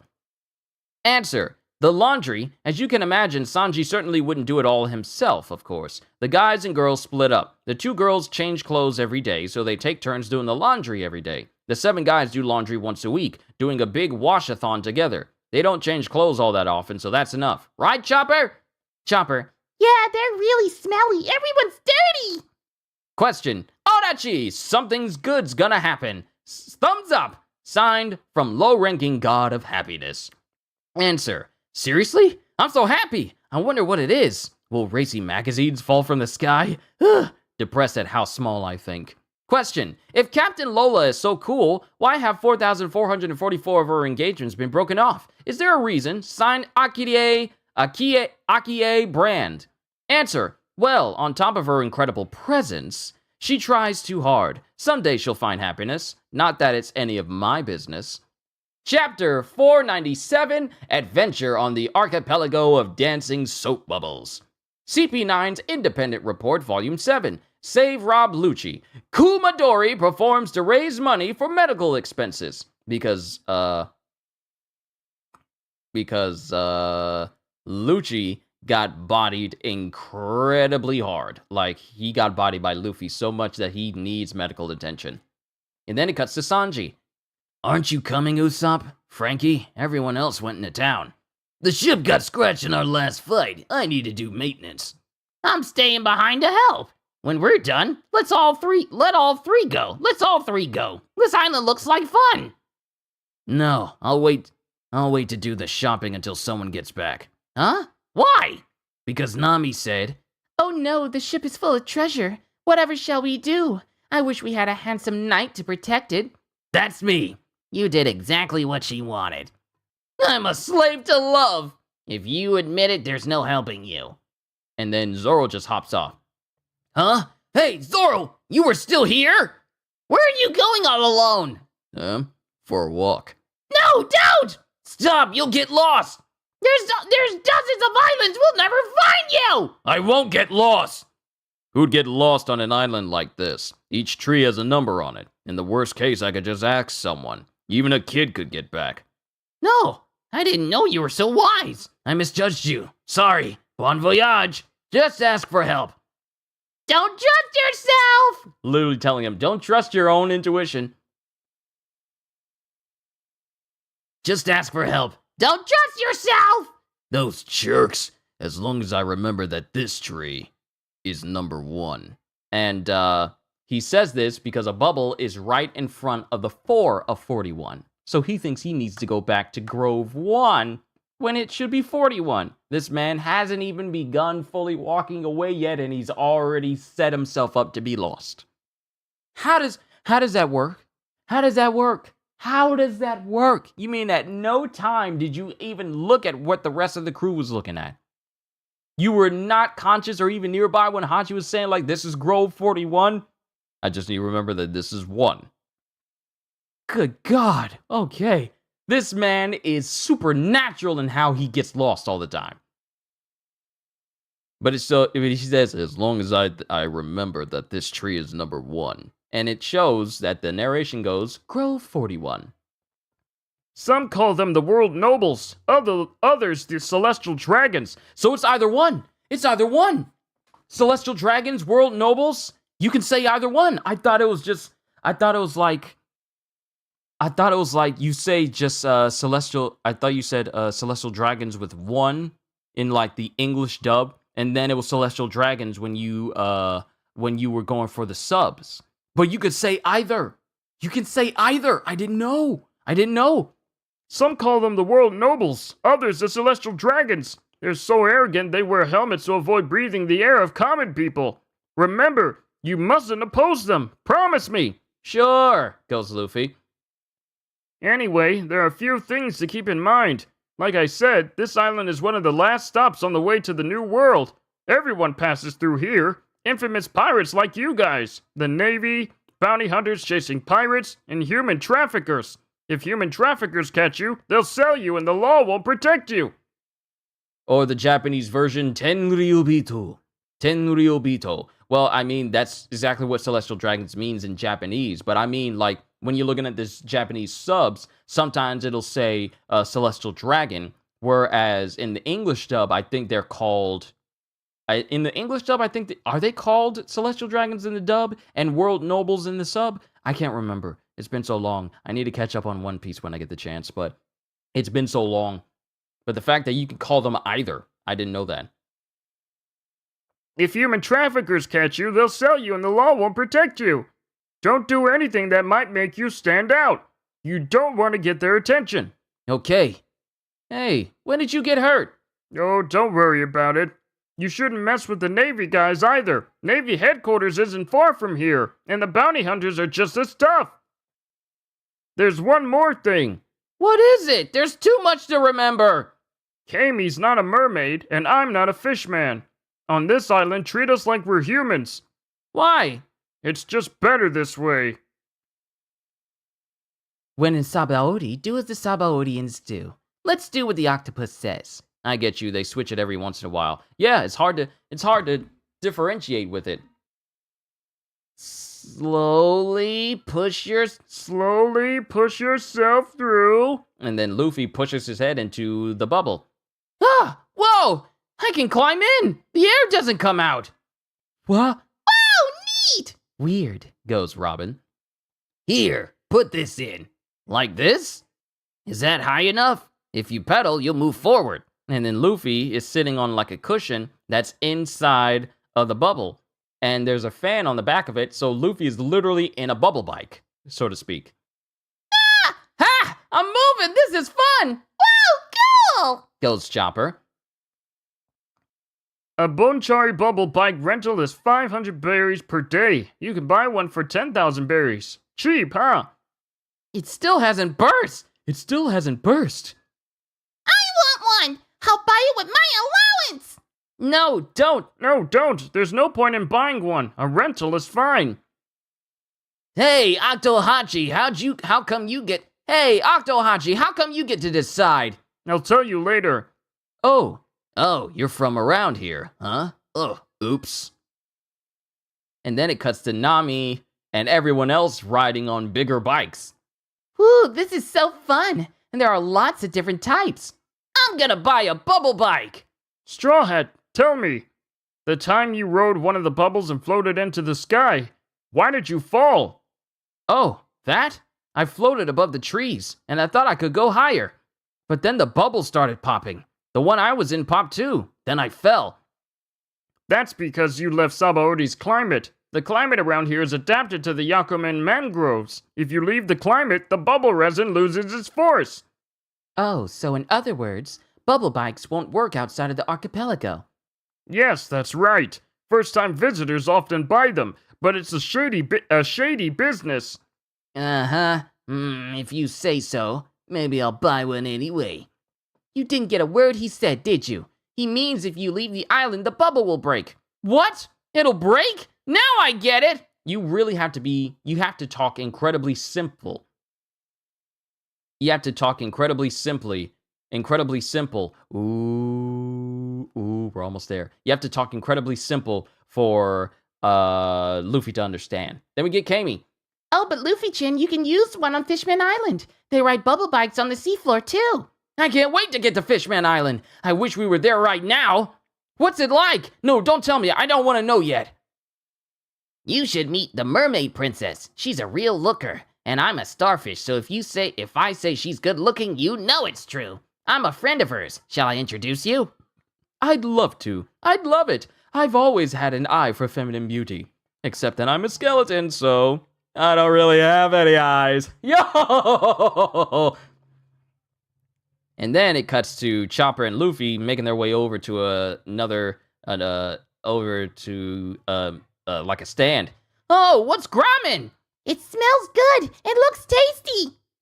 Talk to Luffy like he's a 5-year-old. Yeah, that's about the best way you can do it. It looks good. It smells tasty. Grommin is Grand Line manju buns. Delicious buns filled with sweet bean paste. Grommin for short. Wanna try some? See how it says Grand Line first half? It's a popular souvenir among people in the New World. It keeps for 3 months, so there's no fear about it going bad. And then Chopper and Luffy start eating the samples. And then Brook starts joining and eating the samples. Good! So sweet. They're delicious. Would you mind opening another box? Are you gonna buy any? And then it cuts to Robin and everyone else. It looks like Grove 35 has a lot of hotels. Yes, they're for sailors who have permission to pass through Marijois. Making a hotel is easy. You just take a big bubble and coat it with metal to make the foundation. That's how they make round buildings. Wow. Oh, is that a shopping mall? Thank you, come again. I got Grand Line senbei rice crackers and chocolate. I got a keychain. I got a pennant. That's a lot of souvenirs to remember this place by. I had them put in a bubble bag. You don't need to be strong to carry stuff on this island, because it shows that all their stuff is just basically in a bubble and just floating there. And they're just pulling it with strings, like it's literally just balloons. Huh? Huh? Where did Nami and Robin go? They went to the shopping mall in Grove 30. They said good luck with the coating. Oh. Oh, right. Just leave it to me. And then we cut to another location. I wonder why Kami didn't want to go with us. Yeah, she's been kind of quiet since we got to the island. I wonder what's wrong. Maybe there's some bad history on the island. Yeah, I'm ahead! Oh wait, this is Nami and Robin. I wonder why Kami didn't want to go with us. Yeah, she's been kind of quiet since we got to the island. I wonder what's wrong. Maybe there's some bad history on the island. Yeah, I'm ahead! And it cuts to Luffy, who's just speeding past Brook and Hachi. Nah, I won't lose. There's still a ways to go. The finish line is Grove 13. Go, Hachin, go! Goes Kami. Huh? What's going on? And someone is screaming. And we get like someone with a weird hairstyle screaming, please, I'm begging you, please. Please let me go. I don't want to. Please let me go. I don't want to die. Give me an axe or a saw. I don't care who. Anything will do. Just lend it to me. I want to break this collar. I won't do any harm. I've given up on the new world. And it cuts to this large man who has this woman in a chokehold, and he's struggling because apparently a collar that's on his neck. I've got a wife and child back home. I want to go back, please. Help me! My son was just a baby! He doesn't know my face!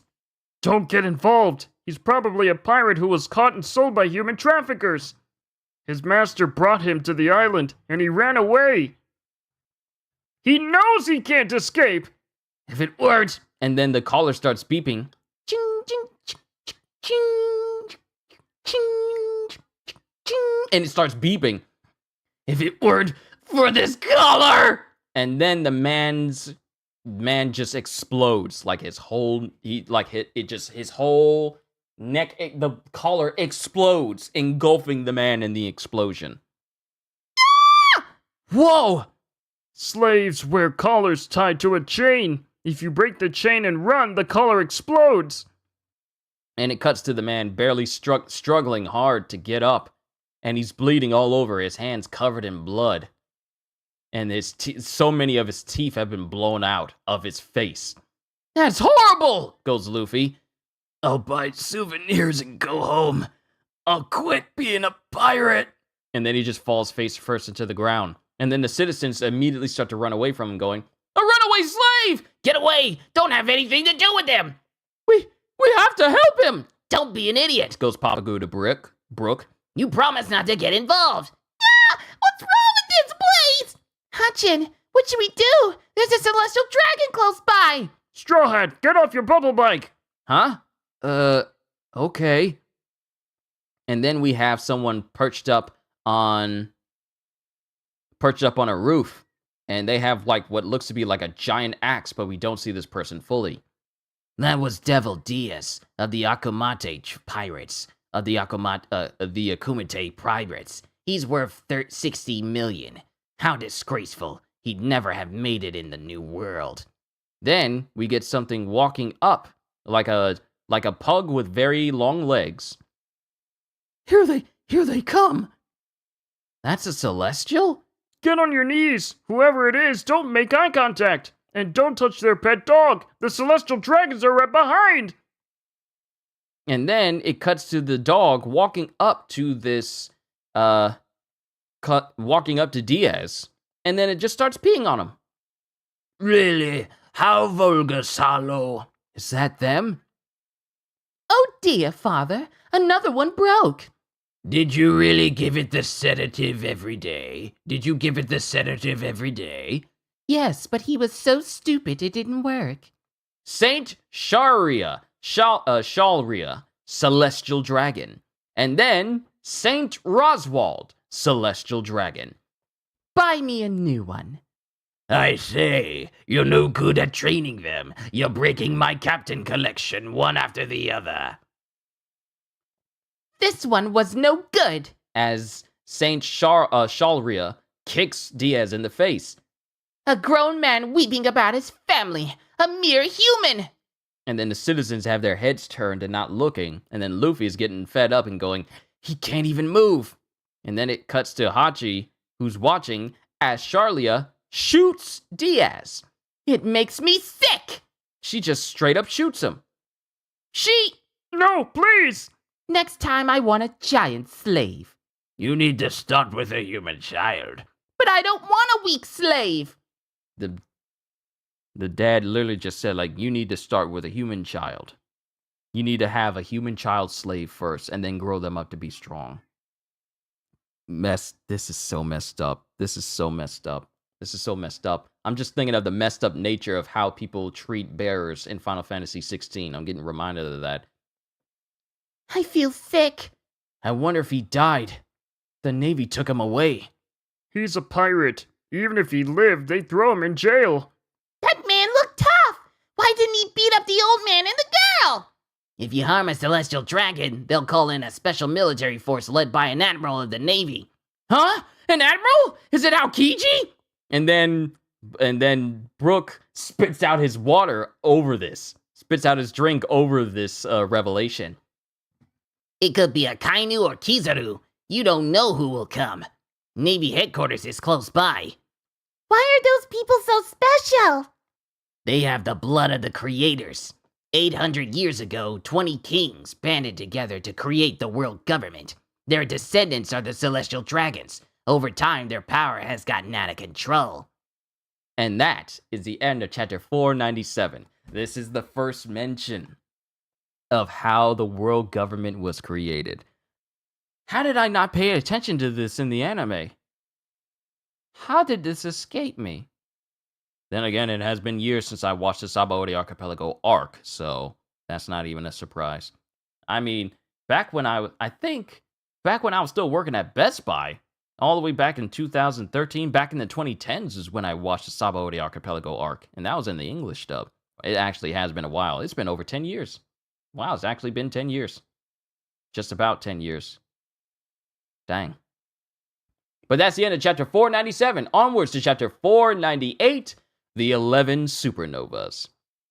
CP9's Independent Report, Volume 8, Performing to Pay Medical Expenses, Jabra and Blue Nose Wild Animals Show. And it shows that Jabra is using his Zoan powers, and Blue Nose is, performing with him so that they can continue to, pay for Lucci's expenses. So they're not above making themselves look like idiots for one of their own. And then it cuts to Luffy screaming, "Bazooka!" And he's hitting this dude into the distance. Ah! You did it! Hooray for Luffy-chan! You're so strong! Yeah, my stomach's full, so I won't lose to guys like you. Where did all these bounty hunters come from all of a sudden? You guys are incredible. All right, you guys won too. This is the third surprise attack! I don't see any more food stalls or souvenir shops. There are fewer people, too. Even if there was a shop or town or shop, something's up. It's hard to imagine a ship coding specialist lives here. Oh, this is a big archipelago, so there are places where the eyes of the government can't see. The Navy doesn't come inland. This is Grove 16. Groves 1 through 29 are basically lawless. Huh? Look at this map of the archipelago. You can see the trees are divided into 7 groups. In reality, the borders aren't so clear-cut, but this is generally how it is. So, in Grove 50, you have ship coding specialists. In Grove 40, you have, well, let's just go in order. In Grove 10, which is where they are, it's, Groves 1 through 29, it's basically human shops, etc., lawless lands. So Grove 10 falls into that. And then Grove 30 is the amusement park and Sabaody Park and etc. Grove 40 is the sightseeing, souvenirs, and etc. Grove 50 is ship coding specialists. Grove 60 is Navy-based government port. And then Grove 70 is the hotel park and etc. as well. And this is basically the map of Sabaody. Couldn't you have told us this sooner? I'd have Zoro and Sanji take my place. Oh, it's all right. We're almost at Grove 13. But Chopper-chin, you and Mr. Skeleton-chin are strong too. You looked cool. Flattery won't work on me. Why, my ears are burning. Except I don't have any ears. Yo! And then it cuts to the bounty hunters who tried to launch at them earlier. They were strong. No wonder. His bounty is 300 million. It's useless. But it's the chance of a lifetime. There are tons of important pirates here now. We should get at least one. Then we cut to Grove 13, Sabaody Archipelago. All right, here we are. Finally! It's a shop at the top of the roots. I wonder if he still has it. It's been 10 years. Is the coding specialist a fishman too? Well, I'll know when I meet him. Oh, Papago and I don't know him. We've heard good things, though. Oh, yeah? Yeah, we've known each other since I was a child. Rip off. Rip-off bar? They actually announced they're gonna rip you off? It's all right. They're good humans. It must be pretty tough. Hey, it's a bar. Can I go in? Is Rayleigh or Shocky here? I'll pay. Wow, the first mention of Rayleigh. And Shocky. Welcome. What'll it be? Oh. And we have this woman standing up. Her name is Shakuyaku, also known as Shocky, bar owner and former pirate. Hachin, is that you? Oh, long time no see, Shocky. Yeah, it's been about 10 years. Make yourself at home. I'll just be a sec. I was just ripping these kids off from some phony fees. Take your time. And then everyone is just looking. Everyone is just looking at Shocky beating up these other pirates in her bar. I see. You quit being a pirate. That's good. Honesty is the best policy. Kami, huh? It's not often you see a mermaid on land. Are you Hachin's girlfriend? Ha!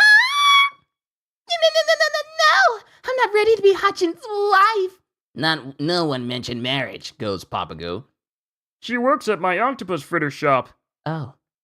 Can I get you boys anything to drink? Shocky, these simmered beans are delicious. They're digging in the fridge like it's their own house. And it shows Brooke and Luffy are just going in the fridge and they're just pigging out. They're just pigging out in it. Help yourselves. Luffy, Brooke, watch out! She'll rip you off! For friends of Hachin, it's on the house. Here, this is for you. Cotton candy! As Shocky just hands cotton candy to Chopper. Lady, how come you know what Chopper likes? Aren't you guys the monkey gang? You know about me? That's the one and only time that they ever been called the Monkey Gang. This is the one and only time that they get called that. Everyone else just calls them the Straw Hat Gang, or the Straw Hat Crew, or the Straw Hat Pirates, but Shocky's the only one to ever call them the Monkey Gang. Ever. Wow. Aren't you guys the monkey gang? You know about me? Of course, everyone's talking about you, and I keep informed. Luffy-chan, you're famous! I didn't know you had a skeleton in your crew, or that skeletons are alive. I read an article about what happened on Annie's lobby. How much is true? Did you pick a fight with the government? Who cares? Talking about it is a pain. And because Luffy probably doesn't remember everything about it. You don't want to brag. What a big man you are, Monkey D. Luffy. You have the same name as Garp, the naval officer. Oh, that's because he's my grandpa. I thought so. He used to chase me a long time ago. Why? Shocky used to be a pirate. That was 40 years ago. I've washed my hands of it now. 40 years? How old are you? Now I get my kicks rooting for newbies like you. And the fact that Shocky looks the way she does, and she's over 40. Because, mind you, she said that she used to be chased by Garp in the past, but that was 40 years ago. So that clearly means that she's over 40. And yet she looks like she's in her 20s. She looks like she's no older than Robin. And Robin's like, what, 29 or 30, I think? 31? But the fact that Shocky looks the way she does. Now I get my kicks rooting for newbies like you. By the way, Shocky, Oh, don't say it. I know everything. You and Kami came here on land because Monkey and the others want their ship coated, right? I think Shocky's the only one to refer to Luffy as Monkey instead of Luffy. Wow. Shocky's the only one to call Luffy and his crew the Monkey Gang, and also the only one to call him Monkey and not Luffy. Because for everyone else, it's either Luffy or Straw Hat. In other words, you want to ask Rayleigh for coding. yeah, that's right. But he isn't here. What? The specialist... What? The specialist isn't here? We want to go to Fishman Island. I don't think Luffy realized that if a person isn't there, you saying like you want to go somewhere is not going to make them appear any faster. But like you guys already said, you need to talk to Luffy like he's a 5-year-old. At this time, Robin is 28. So the fact that Shocky looks no older than Robin, who's 28 at this time, and she's up in her 40s. Milk does a body good, alright? What? The specialist isn't here? We want to go to Fishman Island! Well, he wouldn't leave Sabaody, so why don't you look in the bars and gambling halls? If we wait here, he'll come back, won't he? Yes, eventually. He hasn't been here for 6 months, though. 6 months? I think he's got a girl somewhere and stays with her. I'm not worried about him. Going away for long stretches is natural for an ex-pirate. The specialist guy was a pirate too? That's not good. We'll have to go look for him. Do you know where he might be? Yeah, he's probably somewhere in Groves 1 to 29. He's notorious. He can't relax anywhere the Navy's looking. But when he's not in the lawless lands, he likes Sabaody Park. The amusement park! Let's look there! Yeah, the amusement park! Ah, Kami! Wherever you go, be careful. According to my contacts, including you guys, there are 11 people with bounties of over 100 million on the island. That many? Monkey and Roronoa make 2. There are 9. Monkey and Roronoa make 2. There are 9 others. When you boys reached the Grand Line, you chose one of 7 sea routes and followed your log post all the way here. Yeah, goes Luffy.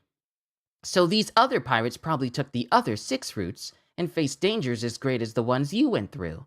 Whatever route you take, you end up hitting the red line. To get beyond that wall, everyone gathers on this archipelago. Got it? So it shows the numerous locations of where apparently these other people went, but they all get to the red line. It isn't often that the world's rookie pirates show up all show up here at the same time. Kid, Luffy, Hawkins, Drake, Law. You must have heard these names in the news. I don't read the paper. Information is a weapon. You should at least know your rivals' names. After all, you've got the second highest bounty on your head. Someone's higher than Luffy! And on this island! Goes Chopper. Then we cut to a restaurant in Yes, here we go! Here we go! Here we go! The introduction! A restaurant in Grove 24, and someone is eating. What an appetite! Where does it all go? And then we cut to someone eating some food and drinking some wine. Vulgar woman. She's spoiling my meal. Go shut her up. From the West Blue, Fire Tank Pirates, Capone Gang Beige, or Beji, if you want to say that. Capone Gang Beji, with a bounty of 138 million berries. That wouldn't be too good, Father. We're real close to Navy headquarters. We don't want to cause a scene. And then Capone takes his fork, and I guess he stabs one of his own guys with it. Aren't my seconds here yet? I'm gonna run out of food! They're cooking with all their might, Captain. They're not fast enough! More pizza! And it cuts to a woman who's sitting on top of the table, and she's kicking plates over, and there's tons of plates all around her while she's stuffing her face with pizza, and like whole things of meat. From the South Blue, Bonnie Pirates Captain, Gluttony Jewelry Bonnie, with a bounty of 140 million berries. But he got spaghetti on my clothes. I'm sorry. It was their fate. I'm sorry my man threatened you. Killing is unlucky for me today. From the North Blue, and I love doing his voice, Hawkins, Pirate Captain, Magician Bazuru Hawkins, with a bounty of 249 million berries. I love doing Basil Hawkins' voice. I absolutely love it. Then there's an explosion as someone leaps back. Woo! Is there a fight? If we're gonna fight, let's save it for the other side of the wall. All right. Don't you know how strong I am? Boss, no! Then don't stare, you ugly jerk. Maybe I should get rid of you right now. As it cuts to this dude with very long arms and big hands, and he has like a long braid going up against this other captain who has like fiery, spiky hair, goggles, and a big old fur coat with only one arm through it. And he's got like this big grin on his face. From the South Blue, Kid Pirates Captain, Eustace Captain Kidd, with a bounty of 315 million berries. And then the guy with the big arms and with the long arms and big hands, from the Grand Line, Long Arm Tribe, On-Air Pirates Captain, Roar of the Sea, Scratchman Naboo, with a bounty of 198 million berries. Then we cut to Grove 21. The Mad Monk is going wild! And it cuts to this big, large man who's swinging a pillar, trying to hit this dude with these long blades.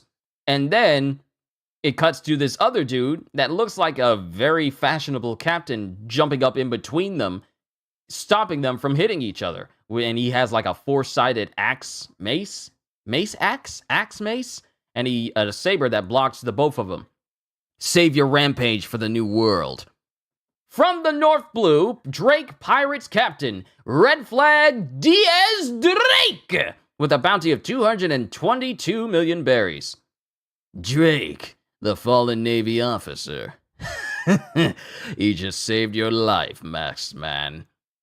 And the masked man who was fighting the other guy doesn't say anything.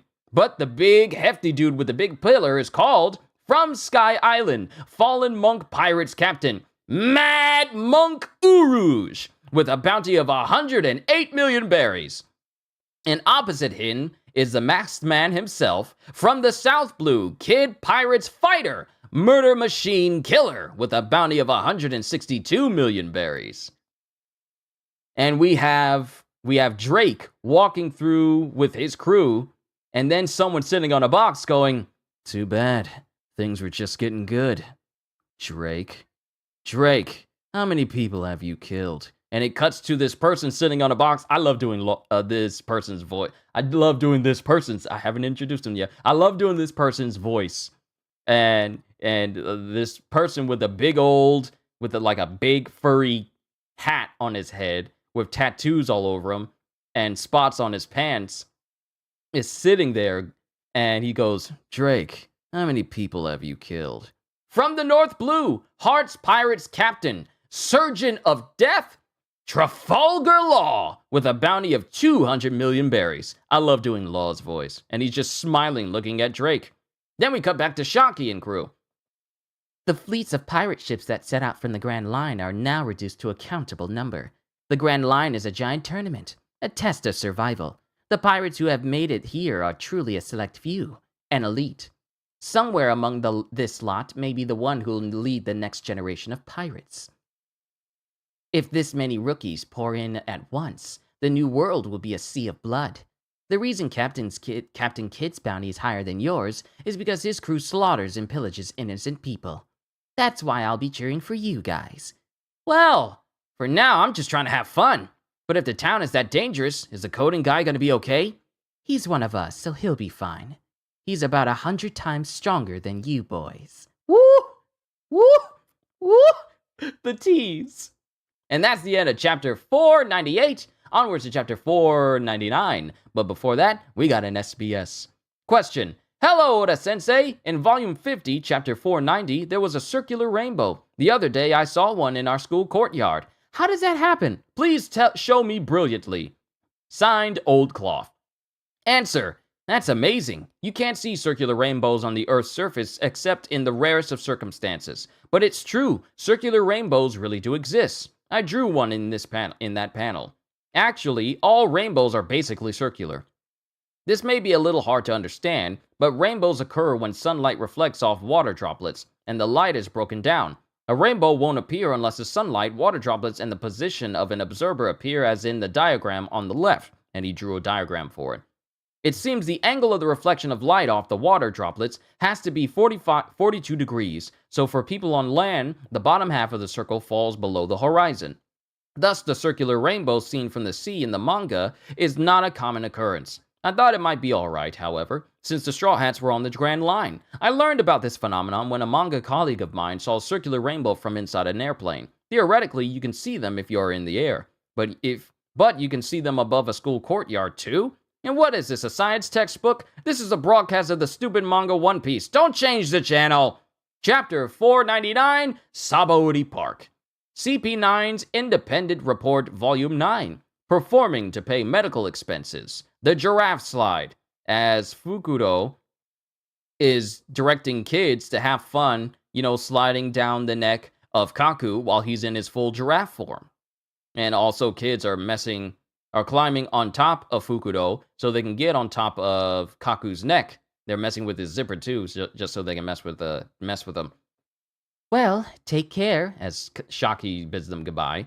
The Navy knows for sure that some big shot rookies have landed in the archipelago. That's not good. Does that mean they could attack us anytime? It'll be all right. You rookies are in luck. Right now, Navy headquarters doesn't have time for you. They're busy with something else. Unless there's a huge problem, the Navy won't send many forces this way. What I'm trying to say is, avoid making a scene. Oh, I see. Got it. Thanks. Bye. We'll go look for the coding guy. And then it cuts to someone in a different building going, "Are you two bounty hunters sure?" It must have been Straw Hat Luffy and the mermaid he was with. I happened to see her take her shoes off and she didn't have feet. So she had fins. No kidding. It's too bad she's with someone that strong. A mermaid on land is the chance of a lifetime. They're impossible to catch at sea. Peterman, Hound Pet Boss, Kidnapper Team. Thanks for the information. In return, I'll pay you 10% of what I get for the mermaid. Sound good?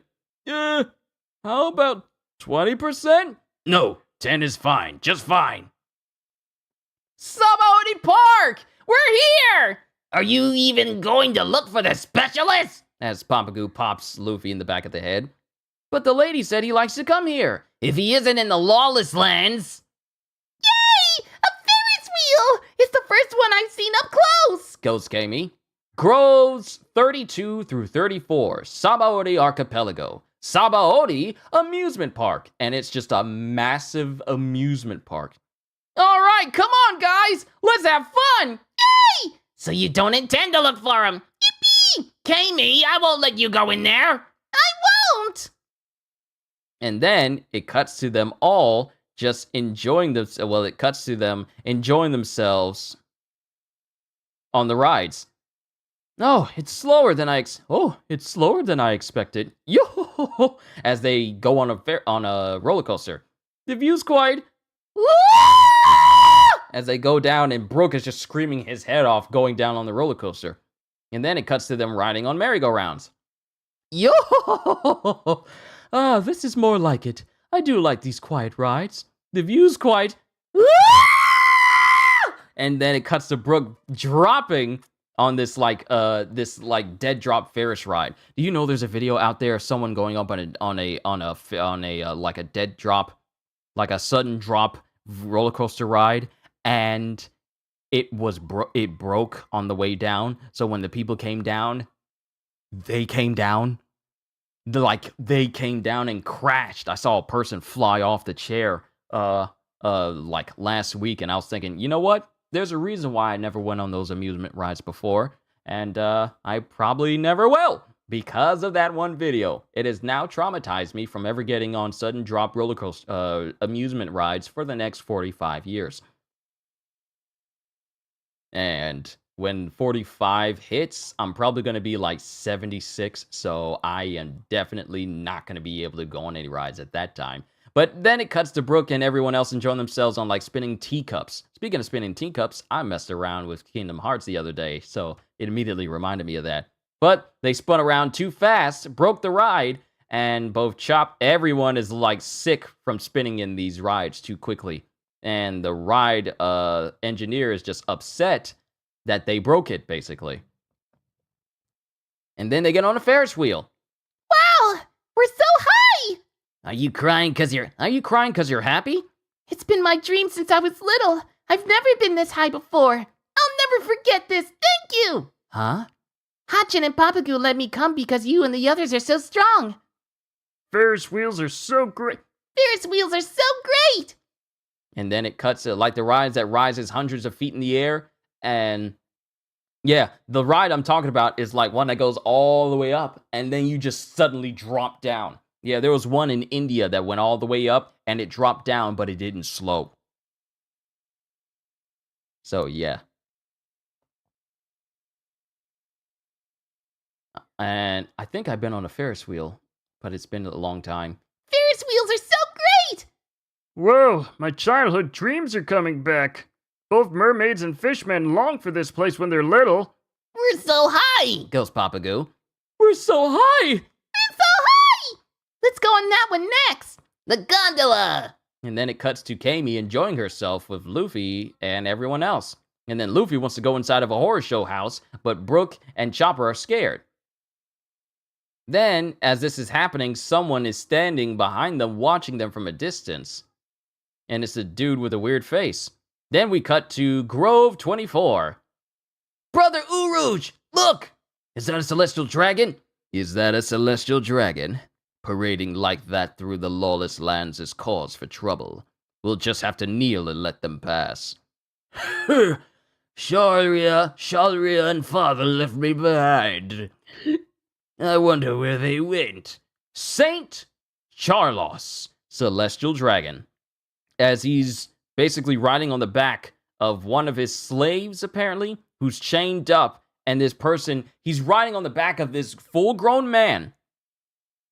And the man is looking like he's been beaten over and over again, like he's bloodied all over. And we cut to women that are right next to him. Women that are being dragged behind him as well because they're all linked to a chain. that he has a hold of. Like, he's holding onto the chain that these women are a part of, and they're just going through the streets. And then the I guess attendant that's with Charlos goes, "We know where they're going, master. Don't worry." Why, you? That's for moving as slow as a turtle, and you sway too much. It's bumpy. How annoying! As Charlos kicks his slave kicks his slave in the back of the head while he's riding on him. Hey, you! Stop! Why are you moving? You're humans. Forgive us, my lord. Please overlook it this time. He's lost too much blood. There's no time. The hospital's right there. And it cuts to a man who's heavily bleeding, being carried on a gurney by these nurses and a doctor in the middle of the streets, while everyone is already knelt down, waiting for Charlos to pass. You're right. This is bad. You'd better hurry and take a load off. As Charlos kicks the man off the gurney. Ah, please stop! And everyone is looking, and then it cuts back to Uruj. Well, well, they do as they please. Which is more important, showing respect to me or saving this commoner's life? The lives of the commoners depend on the celestial dragons. Huh? And then it cuts to Charlos looking down at a woman, and he stares at him, and this dude has a perpetual hanger just hanging out of his nose. So he's already disgusting. Yeah, I'll take her as my wife. Then we'll begin the steps to welcome her to the secret land as wife number 13. Oh, I'm tired of wives 1 through 5. Return them to the rabble. Wait, Just a second, she's engaged to me. You dare stand in my presence? And Charlos shoots a man who's already engaged to one of the nurses that's in front of him. You dare stand in my presence? And shoots him directly in the midsection, and he falls over dead. He's dead. Marie. You murderer! How could you? Somebody please help! What a mess. It's worse than the rumors. Are you complaining to me? Take her to the harbor. Yes, my lord. Let me go! Please! Somebody help him! And then someone is stepping into the frame. And who's stepping into the frame? Huh? Who's that? Captain Apu. That's the pirate hunter of the East Blue. Pirate hunter? Someone steps in. Well, if it isn't Spandam's competition in being scum of the earth. What's he doing walking in the middle of the street? Is he clueless? He's really in for it. And Zoro walks directly down the street that Charlos is walking down. He's just drinking booze and he's directly in front of Charlos. What? You need directions or something? Zoro with no chill, and Charlos doesn't waste any time holding up his gun and shooting at Zoro. But Zoro immediately dodges and goes in for the kill. What's he doing? Goes Scratchman. If he does that... And as soon as the sword gets close to Charlos, he gets tackled by someone. Duh, a little kid? No! Why did my brother die? Brother! Hold still. Did you cross the celestial dragon? Then of course you'd get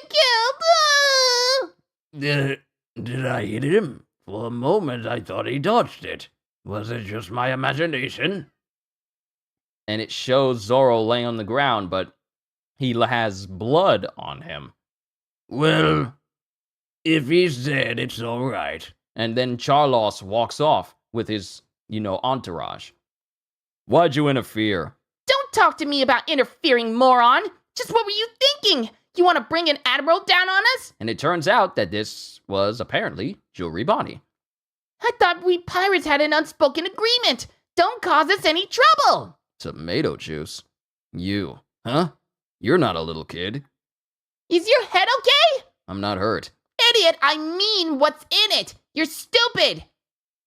Jewelry Bonnie's just averted a disaster. That man is the pirate hunter Zoro the Straw Hat crew. I'd heard that they were nuts, but he must be crazy to draw his sword against a celestial dragon. Goes Capone. Then it cuts to Hawkins. I knew he'd be safe. I didn't see death in his face. Then it cuts to Apu. For just a moment, he seemed incredibly bloodthirsty. He's a monster. Then it cuts to Uruj. He's only the first mate, but he's worth 120 million. Doesn't look like the type to obey anyone. His captain must be something else. And then it cuts to Zoro picking up the man who was shot. Hey, where's a hospital? Hospital? I'm gonna take this guy there. He's been shot. Huh? Leave him, he's a total stranger! Marie. So he's not dead, but he's just grievously injured. And then Zoro goes off. I give up. Who ever heard of a pirate helping people? Then we cut back to Usopp, Frankie, and Sanji. When I looked around town earlier, I saw those soap bubble bicycles flying. Me too! Let's buy some! Let's ride them first. A transponder snail. Maybe it's Nami. Gotcha. Hello? Hello? It's me, Chopper! It's all because they got lots of nice ice cream flavors! Hey, why are you so agitated? Goes Sanji. Sanji! We got trouble! Ah! I don't understand. Calm down. What happened? Amy's been kidnapped! What? I think a team of kidnappers took her. I don't know why, but I think it's legal here to buy and sell mermaids and fishmen. Even if they haven't done anything, they're gonna sell Kami. She'll be a slave for life, and it's all our fault. Somebody has human shops that sell slaves. And it shows Kami being taken in like a rucksack. And she's tied up, and she has like a tape over her mouth. And she's struggling trying to get free as she's currently being kidnapped. We don't know when or when they'll sell her, or even who took her. Sabaody is too big, but we should all split up and... Tell me exactly where you are, and wait there. What? Listen, there are pros for this sort of thing. I'm calling in the Flying Fish Riders. And that's the end of chapter 499. Onwards to chapter 500. The Embers of History. CP9's Independent Report, Volume 10. Working to pay medical expenses. Cleaning up the town. And then Khalifa uses her soap fruit to basically help clean the roofs of the town that they're in. Now, let me go back. We only have 2 more chapters after 500. Only 2 more. And then we get Duval. Hey there, it's me, Handsome. Oh, my mistake. It's me, Duval. And we're his men. Thanks for calling us, young Master Blackfoot. You're late, Flying Fish Riders. Hey now, young master. We're the Rosy Life Riders now. And then Duval tries to wink, but his face contorts because he doesn't know how to do it. Cut that out. Either way, who cares? Oh no, you ran into human traffickers. They're awful men. You say that like you know what they say. It takes a thief to catch a thief. We need your help. Absolutely, I'm happy to help. Is it okay to use these guys? Goes Usopp. Of course it is. Handsome here just visited a town full of cute girls. I wasn't the hit I expected. I can fix your bone structure. I can't perform miracles. But no matter. I understand, young master. So I just have to find the mermaid before they sell her. This sea is like our backyard. I already have ideas about which of the traffickers might have done it. Let's go. You can place your faith in the pros now. Let's ride. Yeah. Then we cut back to Sabaody Park. Sanji said to wait here, but Luffy and Hachi and Papagu ran off. It's dangerous to split up at a time like this. Don't you think so, Brooke? And then Brooke is just silently sipping tea. What? How can you be so calm? I can't believe you. Kami has been kidnapped. If they sell her, she'll be somebody's slave for life. Yo, but Sanji told us exactly what to do. We still have to wait however we feel. Oh, I guess you're right. Boss, we've arrived at Sabaody Park. Pick up 1 straw hat apiece. You got it, boss. Sanji said they called from public transponder snail number 5. It's around here. Oh, there they are. They're at the bench. They're by the bench. Why are you so relaxed? As it shows, Brooke is so relaxed he's literally on the floor drinking tea while Chopper's chilling out on a small beach chair eating cotton candy with shades on. They're too relaxed. And then it cuts back to Brooke and Chopper riding with the Rosy Life Riders. Well, I see it's time to go now. We're ready. Regret. I sort of regret that interlude. Let's go! This is Operation Rescue Kami, full force! They got mad at us, Brooke. Because it also shows that Brooke and Chopper got knots on their head from where Usopp found them. Split up! Look into the doings of all kidnapper teams! Flush out the perpetrator! Pick up Strawhead Luffy. The octopus and the starfish on the way. We got it! Alright, come on, Rosy Life Riders! Every minute counts! Let's go! And then Sanji kicks Duval in the back of the head. Duval, haven't you got something faster than this cow? Aren't you the boss? Huh? Did you call me handsome? No, I didn't! I should have got on a flying fish too. Then meanwhile, at a human shop in Grove 22, really? No one came here to sell a mermaid? Are you sure? I'm sure. Straw Hat Luffy. If you make a fuss, it'll be harder for us to look. So what is it, Octo Hachi? Papa Goo? Kami! She isn't in the store. We don't have a warehouse, so the products on display are all we have. And it shows numerous people, including, mermaids, inside these cages, waiting to be sold. The fact that this guy is so casual about, trafficking people and individuals, it's messed up, both in fiction and in real life. The only mermaid we have is this girl Marin. Want to buy her? I'll give you a discount. It's tough being in water. Wanna buy me, boy? You're not a mermaid! As it shows that this supposed mermaid is pretty much a person with a fake tail on, and they can't stand being in water. And they're also very ugly as well. Then we cut back to Hachi and company. Hey, the kidnappers might not have sold her yet. If only we knew which team took her. Hey, Kami! Where are you? Kills Papa Goo as he's crying his eyes out. And everyone is looking around. Look, it's Strawhead Luffy from the East Blue. It's my fault. Amusement parks are like buffets for human traffickers. I knew how much they wanted mermaids. And then it cuts to Luffy and company in the past as they're getting ice cream. Wow, so many ice cream flavors. Which do you want? Oh, I want to pick one. Kami, wait here a second. Okay. Pick a good one for me too. I can't believe that was the last time I spoke to her. It's my fault. Mine. Amusement parks. It's been my dream since I was little. I'll never forget this. Maybe I don't get it, but she was so happy, so isn't it a good thing she went to an amusement park? No, it's not. To tell the truth, it isn't good for a fishman or mermaid to be on this island at all. But Hachi wanted to help you guys no matter what. Papa Goo, don't say any more. Why isn't it good, Octo Hachi? Kami and Hachi's enemies aren't just the human traffickers. It's all the humans who live in the archipelago!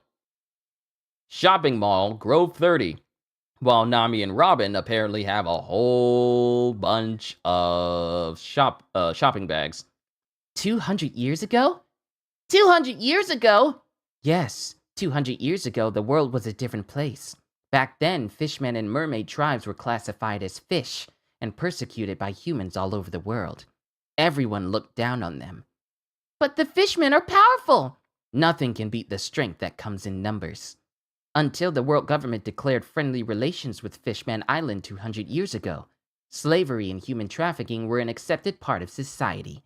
That culture still exists here in the archipelago.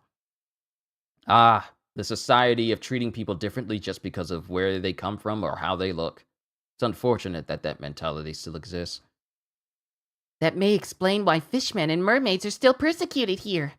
Is that why Hachi and Kami are hiding their true identities on the island? I hope I'm just imagining things. Little girl, Robin! Huh? Little girl, Robin! Huh? Frankie, stop calling me that! Get on a flying fish! The mermaid has been kidnapped! Kidnapped? Kami? Then it cuts to Luffy. Discrimination. That's how it is on the island. Understand that, or you'll look like a fool. And Papago is still sniffing. That's why I should have stopped Kami, even if I had to be angry with her. Kami! Sorry, Straw Hat. I wanted to help you, but I ended up causing trouble. What are you guys talking about? You haven't done anything wrong. You three are our friends now. I don't care what it takes. We're gonna save her. The real world is the same. There are still caste systems in play. It's unfortunate, but true. Such a caste system does not exist here on this channel ever. All are welcome. I don't care what it takes. We're going to save her. Stop crying. Straw Hat, you. It's the Flying Fish Riders. Good. Let's get on. Grove 1, Sabaody Archipelago, Human Auction Hall. And there are some fancy looking people walking up to the building itself. And then we get that one dude. What is his name? Hold on. Let me see if I can find his name real quick. There it is. Peterman. Peterman is walking away from the building. Do a good job selling her. At the back door of the building. Fetching a high price should be easy for a product this good. Come back for your share later. Good work, Peterman. Wow. So I didn't even need to go back to the chapter where he was shown for me to see that his name was still Peterman, because it was in the panel I was looking at. It was blocked by one section of my mic. Okay. Oh my, Saint Roswald! Saint Shalria, welcome! Please permit us to dispense with kneeling and other matters of etiquette inside the hall. I don't mind, otherwise the auction wouldn't get anywhere. Thank you. This way to the VIP section. Charlos is late. He's slow. It's because he rides that human. Fishmen are better. They're 10 times stronger than humans. And I forgot to mention that Roswald is dragging this giant of a man behind him, who has like this perpetual scowl on his face. Wonder if he'll come into play later. Celestial dragons, slaves, human shops.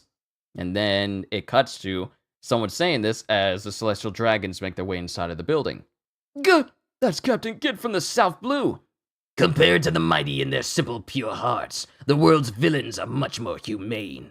Scum rule the world and give birth to more scum. Don't they know that? We may mean to do harm, but we're sort of cute by comparison. Aren't we, Killer? Definitely. If we see someone interesting, maybe we should buy him. Look, boss. I know that face. It's Trafalgar Law from the North Blue.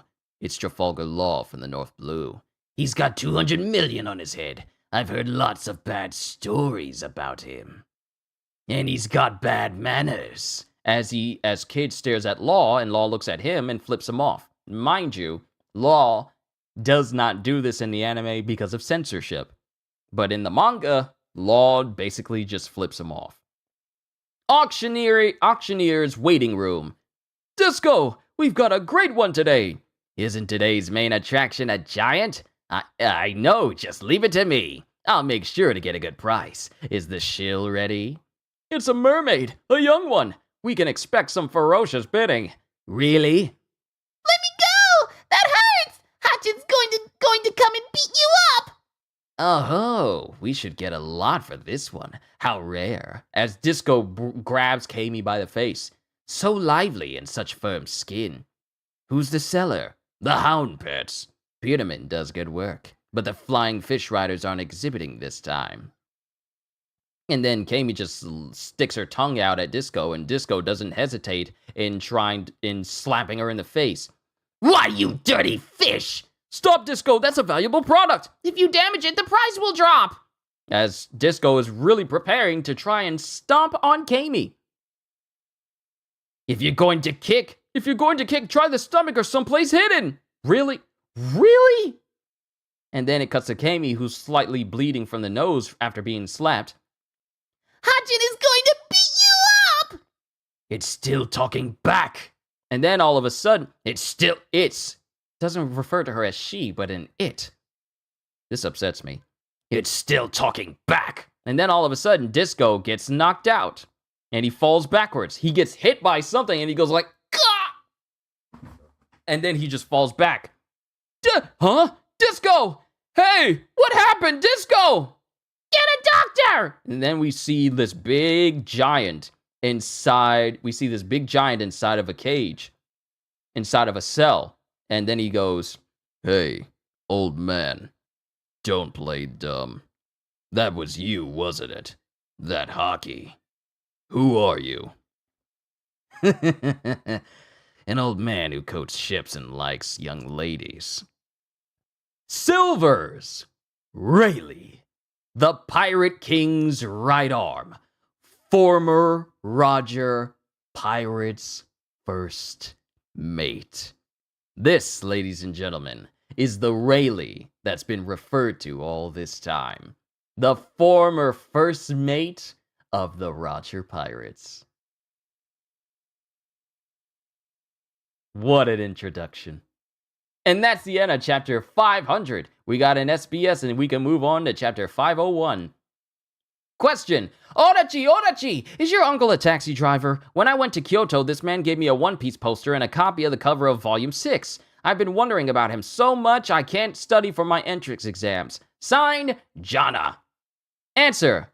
Oh, that was most likely my uncle. He said he was doing that. Hey, Chan, I always promote your manga. The company had to ask him to tone it down, but he's still cruising around Kyoto somewhere. If you end up in the taxi with him, tell him If you end up in the taxi with him, tell him I said hi. Question. Did you have the Addams Family and the Nightmare Before Christmas in mind when you wrote the Thriller Bark arc? I like that kind of atmosphere. Signed, Sindri, who likes pirates. Answer. You mean the movies, don't you? I like movies like that too. I had to force myself to watch a lot of zombie movies. I basically don't like anything scary. Even though I use more black than usual to get the right atmosphere in the drawings, I was aiming for bright, fun zombies. Whenever manga creators write on topics that might bring bad luck, like ghosts and dead people, they go to a shrine to be blessed. And I did the same. I'm super scared of curses. Question! Oda-sensei, I have something to tell you. The design for Frankie's skull and crossbones on page 166 in volume 47 was different than in the pamphlet for the movie episode of Chopper. Signed, Cola with Lemon.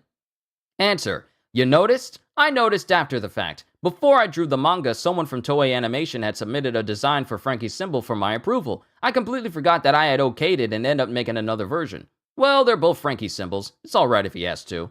And that's the end of the SBS. Chapter 501, The World Begins to Swell. CP9's Independent Report, Volume 11, Soaking Wet Money Received, as doctors get to work on healing Lucci. Navy Headquarters, and we get Garp! Dark King Silver's Rayleigh, you say? No one seemed to have noticed. They're selling him as they would any old man. They're selling the Dark King at a slave auction? But could it really be him? My subordinates aren't 100% sure it's him. T. Here. Shall I report to Fleet Admiral Sengoku, Vice Admiral? No, leave this one to me. Don't tell anyone else, including Sengoku. But make sure your subordinates don't talk either. But if it's really him... It's him. There's no doubt about it. Huh? This isn't the first time I've heard about sightings of him. He's probably sold himself to cover his gambling debts. Really may be old, but if we aren't careful about how we approach him, the military could lose a lot of men. Now is an especially bad time. Do you want the Navy to take on two legends at the same time? So, one is being referred to as Rayleigh, but who's the other legend? Also, the fact that Garth straight up says, like, if we don't be careful about this, we're gonna lose a whole bunch of people. So, that's already setting up Rayleigh to be, like, this very scary individual. That, and the fact that Shaki already said that Rayleigh was already 100 times stronger than everyone there on the island. Now's an especially bad time. Do you want the Navy to take on two legends at the same time? Human Auction Hall, Grove 1. And now, ladies and gentlemen, thank you for your patience. The monthly Grove 1 Human Grand Auction will now begin. The auctioneer is, of course, this man. the walking super bazaar, Mr. Disco! And all the people who are there to buy other people. The fact that that sentence exists is already twisted. Everyone's cheering for Disco. Today we have once again prepared a lineup of the finest slaves. You are in luck. We have something extra special today. I pray from the bottom of my heart that you'll leave with the slave of your choice. Now let's begin the auction. As it shows Kami with a collar around her neck and looking forlorn. It shows Rayleigh, and he apparently has a collar around his neck as well. Numbers 2 and 3, you're on. Entry number 1 from Torora. Toroa. Sometimes my R's get slipped up. Entry number 1 from Toroa in the West Blue. He's from a long line of musicians. You just received volume 103 from Amazon, so after this you'll read it. Wait, is volume 3 out? Is volume 3 out? Is volume 3 out? I have to get it. I have to go out and get it. I have to see. I have to go to my local Barnes & Noble and see if they have it. If they have it, we're going to read it. I may have to push back my Final Fantasy 16. I may have to push back my Final Fantasy 16 playthrough for me to go out and get that volume if it's out right now. If Amazon has it, then I got to go check and see if they got it. It is it's Tuesday. Ooh, okay, it's Tuesday. Okay, we got to get through this now. He's from a long line of musicians and can play all kinds of instruments. He's also a proud pirate. Give him an instrument and he'll play background music. Just came out this month. Yep, because today is the first Tuesday of July. I got to go out and check. So I may have to push back my Final Fantasy playthrough to 5 instead of 4. Because when I get done with this, I may not be back in enough time to get everything done in 4. But I'm gonna go out. Give him an instrument and he'll play background music. Give him a mop and he'll clean. What's more, he's an expert winemaker. He's a 25-year-old human male in his prime. He's 6 feet 4 inches and weighs 286 pounds. His name is Byron. We'll start at the special price of 480,000 berries. Please raise your plate to make your bid. You pre-ordered yours way back in May? Yeah. I see 520,000. And over there, 550,000. Then it cuts to Sanji, who's smoking 3 cigarettes at the same time. Duval, what's with this crap list? Oh, that? And then it cuts to the prices of people. The prices of people from these auctioneer houses. Human prices. Saleable humans include criminals and citizens of nations outside the world government. Minimum starting bids. Human, 500,000 berries and up. Dwarf, 700,000 berries and up. Mink, 700,000 berries and up. Wow, the first mention of dwarfs and minks. Long arm, 700,000 berries and up. Long leg, 700,000 berries and up. Snake neck, 700,000 berries and up. Fishman, 1 million berries and up. Giant, male, 50 million and up. Female giant, 10 million and up. Mermaid, female, 70 million and up. Male, 1 million and up. Female bifurcated, 10 million and up. Devil fruit power user, special. Other rare species, also special prices. Now you know why everyone wants to catch a mermaid. They're much more valuable. Once you buy one, you can make her do whatever you want. They mostly end up as ornaments for the rich. They spend their life on display in a little tank. What are you saying? It's just, if you think about it, that's not really living. If that's how you feel, then hurry up and find her. We've checked out all the kidnappers in the 20s. Come on, get out of the water. It's not a bird. I need a runway. Kami, where are you? And then it cuts back to another team. Ugh, that really ticks me off. A giant! It was nice we caught him napping, but bringing him here was a major pain. Don't you think he'd be the main attraction at the auction? Usually he would be. But right before the auction, a guy shows up with a mermaid. Coffee monkeys, kidnapper team. And then it cuts to Usopp, who's actually talking to them. It makes me want to drink just thinking of it. Wait a second! Who brought in the mermaid? This is number 5, calling all Rosy Life Riders. Can you hear me? The kidnappers. They found her? Yeah, let's fly! are the Hound Pets. They're in Grove 1. And everyone is making their way towards Grove 1 to find the Hound Pet crew. That's too fast! Scary! Goes Brooke. I need to get back to the ship. Where's the tree marked 1? As a whole bunch of people are preparing to attack Zoro. Then Frankie. I hope she hasn't been sold. Yay! Yay, great! Gamey! The auction house, huh? Moving right along now. Entry number 6. A set of 10 male human workers. Look up the schedule for today's auction. It started at 4, so it's been going for 30 minutes. Will we be in time?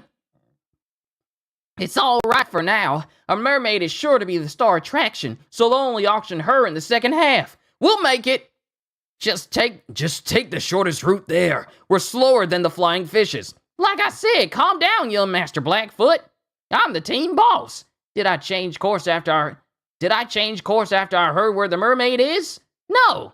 I've been heading to Grove 1 this whole time. Look up ahead. That's Grove 1. The boss always gets there first. Huh? Really? You're incredible. What's that, us kidnapper's hunch? Here we are. Here we are, reindeer. Hey, thanks! They got here first. As it shows Chopper and another member of the Fish Riders getting there to the grove first. Then Frankie gets there. Yeah. Be careful. Yeah, thanks. Whoa, who's that? 2 million berries. Anyone higher? Doot, doot, doot. Sold. And it cuts to the big giant that was following St. Roswald earlier.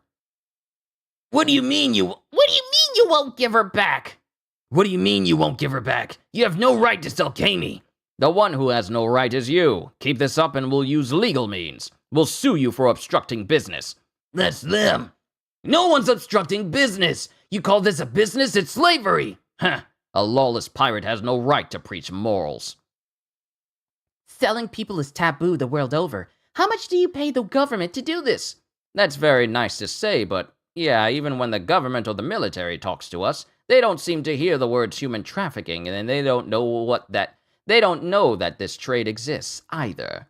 That's absurd. You're as corrupt as they come. What a pain. If we're sure the mermaid's inside, then I'll just do this. Frankie! And then it's Hachi who goes like, Frankie! No, celestial dragons are inside! If this shop had taken ownership of Kami, then she's wearing a collar! Huh? The kind that explodes? Then we have to be careful when we rescue her! Hehehe. Now then, will you please leave? Why you? No, Sanji, don't!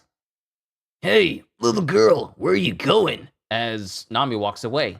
If we can't fight, then I'll get her back by the shop's rules. Then we cut to the backstage. Numbers 15 and 16, outside! Stop! I don't want to go! Prison's better! I don't want to be a slave! Help me! Give him a sedative. Call the Navy! Please! Please don't sell me! And then it cuts to Kami, who's just sitting on her lonesome, just thinking about her situation, going, Hachin. There's a lot of treasure in the ship. I'd say there's roughly 200 million. What's her market price? Whoa, that should be plenty, but I can't pay that much back. What? Are you her What? Are you her guardian or something? No, that's not what I meant. I don't care what it costs to get our friend back. Does anyone have a problem with that? goes Nami. Of course not. It's not a matter of money. You guys! Thank you. I'll never forget what you've done. Goes Hachi and Papagu. I love it when Nami's like that! Hurry up! And then the Straw Hats enter into the building. Well, this is getting lively. Moving on to one of our best buys. Entry number 15 is a marvelous beauty. Feast your eyes. Such astonishing proportions. The 20-year-old dancer Passia. Boss, I think those guys are from the Straw Hat crew. Nami, could we buy her too?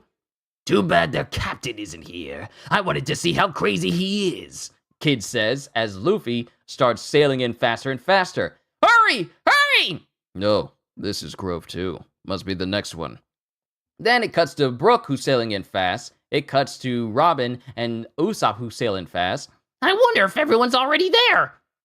On to Grove 1! And then we get to Grove 24 as people are throwing out newspapers.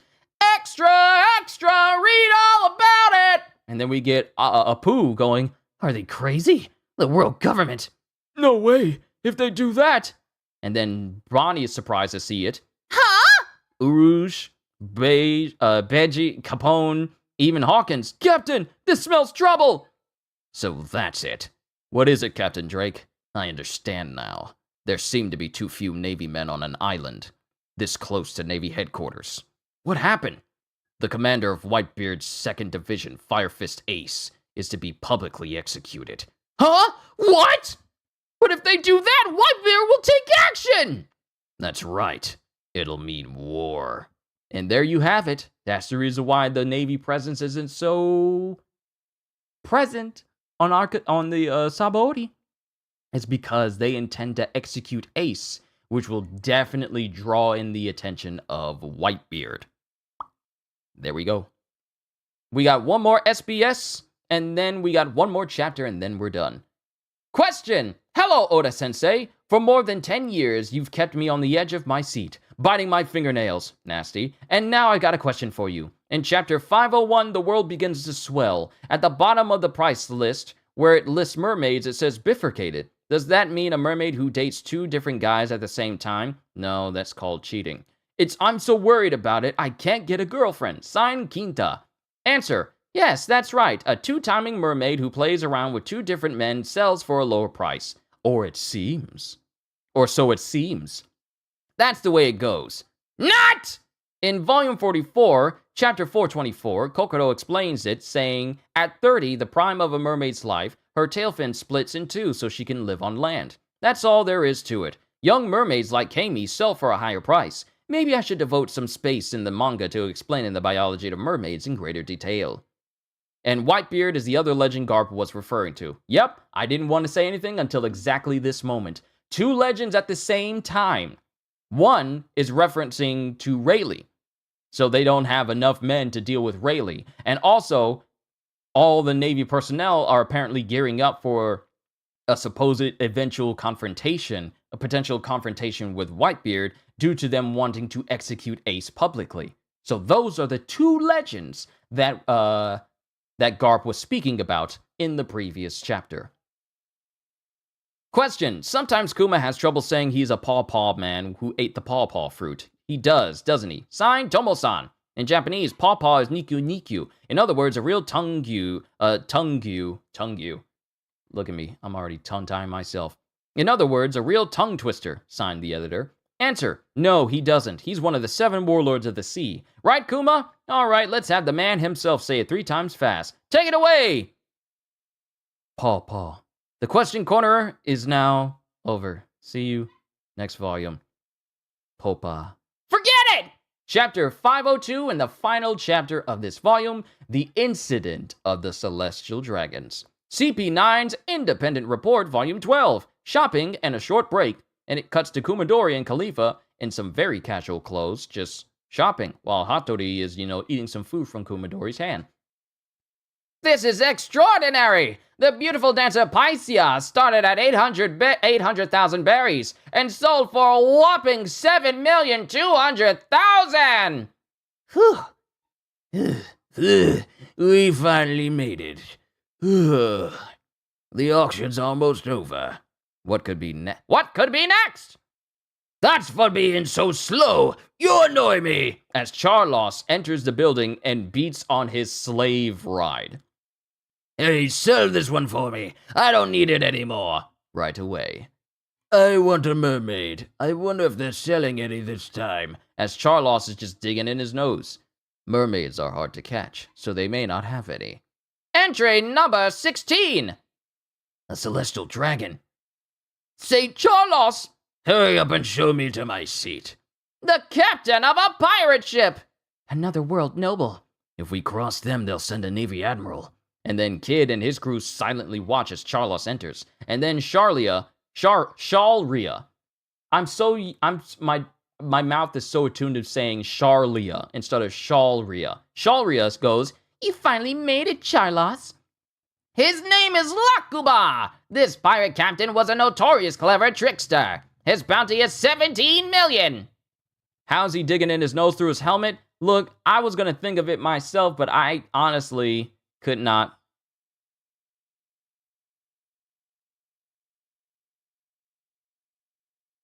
I honestly, I couldn't begin to understand how you're able to dig through your nose with the helmet that you got on. So, yeah. This pirate captain was a notorious clever trickster. His bounty is 17 million. He's well built. Use him as a human horse for work that requires strength, or as a sandbag. He has many uses. Now then. And then Captain Lakuba slumps forward.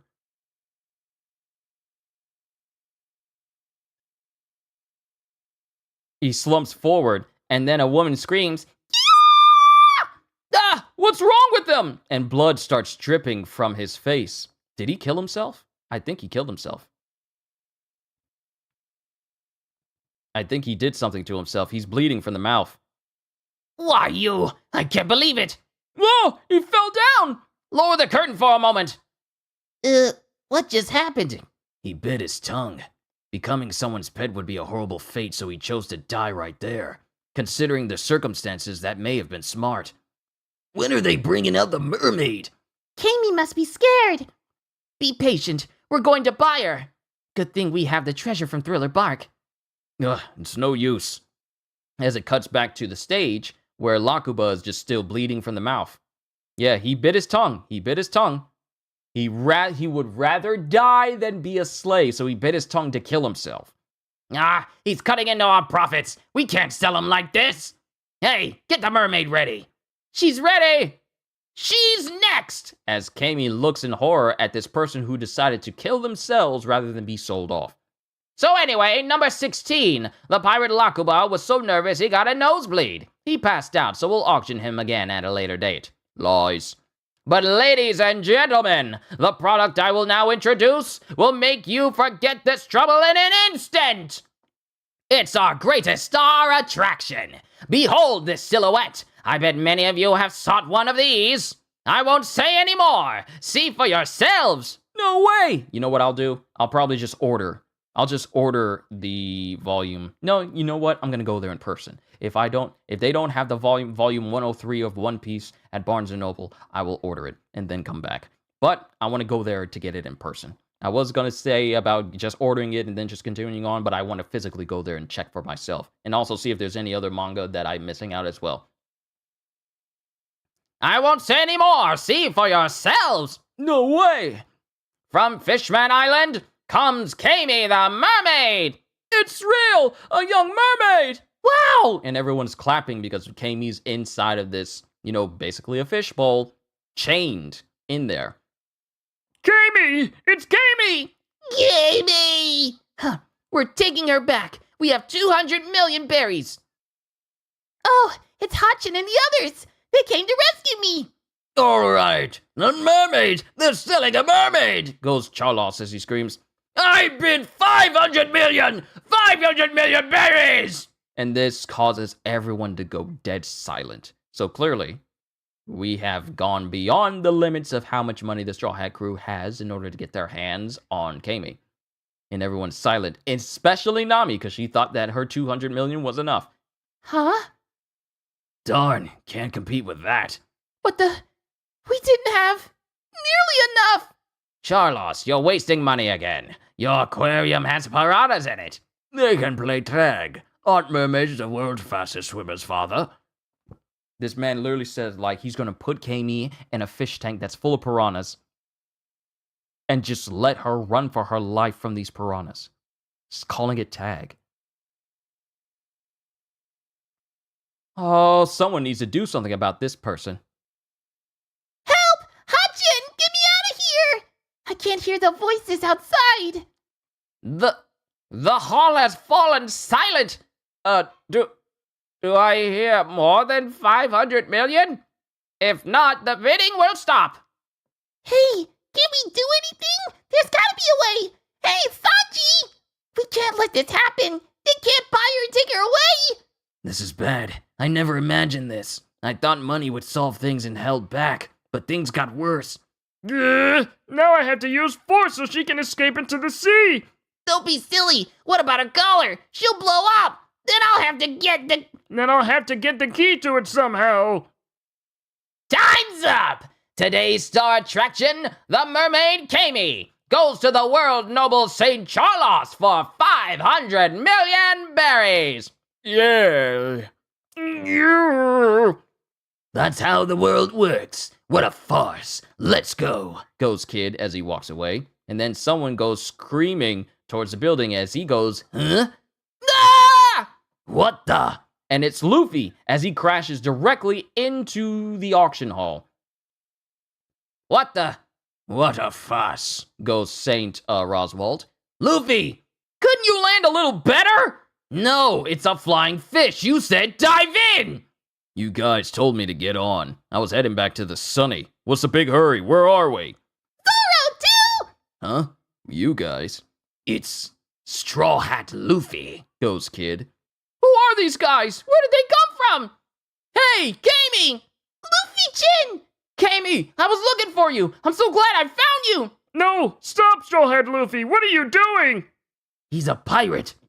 I'm gonna save Kami. Yes, but she's wearing an explosive collar. We can't set her free. Besides, celestial dragons are here. It doesn't matter.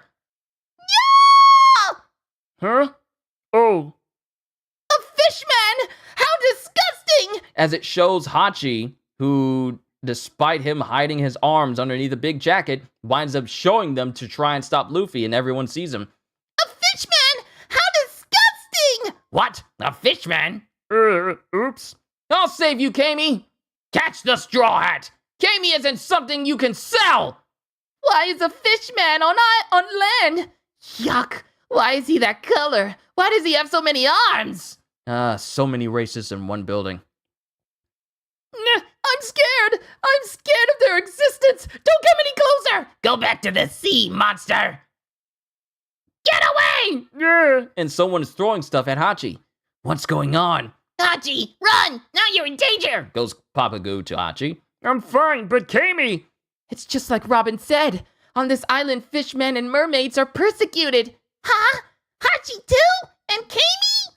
And then it cuts to the sound of gunfire as Luffy is struggling against the workers of Disco. And Kami looks shocked. We see the smoking end of a gun. We see Luffy looking back. We see blood on Papa Goo. And we see Hachi on the stairs, bleeding, as it turns out that it was St. Charlos who shot Hachi. I got him! I killed the fishman! I killed the fishman! And Hachi isn't moving. And then Nami screams, Hachi! Phew, I'm glad. What if he'd had come close and given us a disease or something? I bet he was plotting something. I mean, he has a fish brain. And then Luffy doesn't say anything. Then we cut to Kami, who's crying and bamming on the glass. Father, look! I caught a fishman. I caught it myself, so it's free, isn't it? What a bargain! A free fishman slave! Free! Free! Free octopus! And then Luffy starts walking. He's absolutely livid, and he starts walking. And while he starts to walk past Hachi, Hachi grabs onto him and goes, Wait! Strawhead! Wait! No! Don't get angry! It's my fault! You promise not to cross the celestial dragons even if someone got shot! I was a pirate once. This is what I get for the bad things I did! and then all the rest of the Straw Hat crew are looking silently. I'm sorry. I'm sorry. I didn't mean for this to happen. I wanted to make it up to Nami, even just a little. I just wanted to help you. Hachi! I've always messed up. Everything. Really. In the end, I just caused you trouble. I'm sorry. Stupid fish! I shot you, but you're still chattering away. You annoy me! And then Luffy gets in the way of Charlos, gets in between Charlos and Hachi, and he glares at Charlos. Stop! Strawhead Luffy! You'll never get away with it! As Luffy gets closer and closer and closer to Charlos. What is he going to do? Is he serious? Goes Kid. You annoy me too! And then Charlos shoots in the direction of Luffy, and Luffy, with every bit of his strength, and on the very next panel, Luffy punches Charlos in the face so hard that he bursts the helmet that Charlos had around him. And let's just say it right now. One of, if not one of the greatest punches to ever be landed in the history of anime and manga. And that is how they end Volume 51. Things get serious in Sabaody when we start Volume 52. And I concluded at exactly 3 o'clock. So yeah, Luffy hit him so hard in the anime, the screen turned white. Luffy hit Charlos so hard in the anime, it turned into a manga panel. It turned into a black and white manga. That's how hard he hit Charlos in the anime. But one of the greatest punches to ever be landed in the history of anime and manga has occurred. And it was so satisfying. Look, I don't mind doing the voices of Saint Charlos and the Celestial Dragons, but whenever stuff happens to them, specifically a Charlos, well, actually, it was just Charlos. But when it happens to Charlos, and from what we know of the Celestial Dragons, seeing them get hurt, it's just like, yeah, that's therapy to me. But we're done, ladies and gentlemen, with the 51st volume of One Piece. We continue with Sabaody, and if I know what I know about Sabaody, there's going to be a certain individual who appears in the next volume that's going to make things quite a bit interesting. So, like, I can't wait to give his voice a try. So, and a punch well deserved to Scum, exactly. Especially with everyone else there, they all deserved a punch. But Charlos most of all, simply because we spent the most time with him. But we're done, ladies and gentlemen. I gotta go out to Barnes & Noble to see if I can find if they have that 103rd volume of One Piece. And then later on, once I get back, once I've eaten and settled in, we'll continue with playing Final Fantasy 16. This stream today for Final Fantasy will be focused on getting all of the side missions done and all of the hunts. All of them. All of them. So that way we can focus on the story for the stream tomorrow. And since, actually, yeah, today's Wednesday. Yeah, I don't have church today. But everyone, all I can say to everyone here is that it's an immense honor and privilege to be your entertainer. Hope hope what I do here has entertained you thus far, whether you're new here or if you've been here for a hot minute. If it has, then I've done my job. So all I can say at the end of the day is, hope you all enjoyed. Can't wait to see you all in my next video. And if you enjoyed what you saw here today, then please like, subscribe, and share this video with everyone you know, because the more the merrier. And because I am always looking forward to entertaining you. So have a fantastic day. And once again, as always, later, peoples.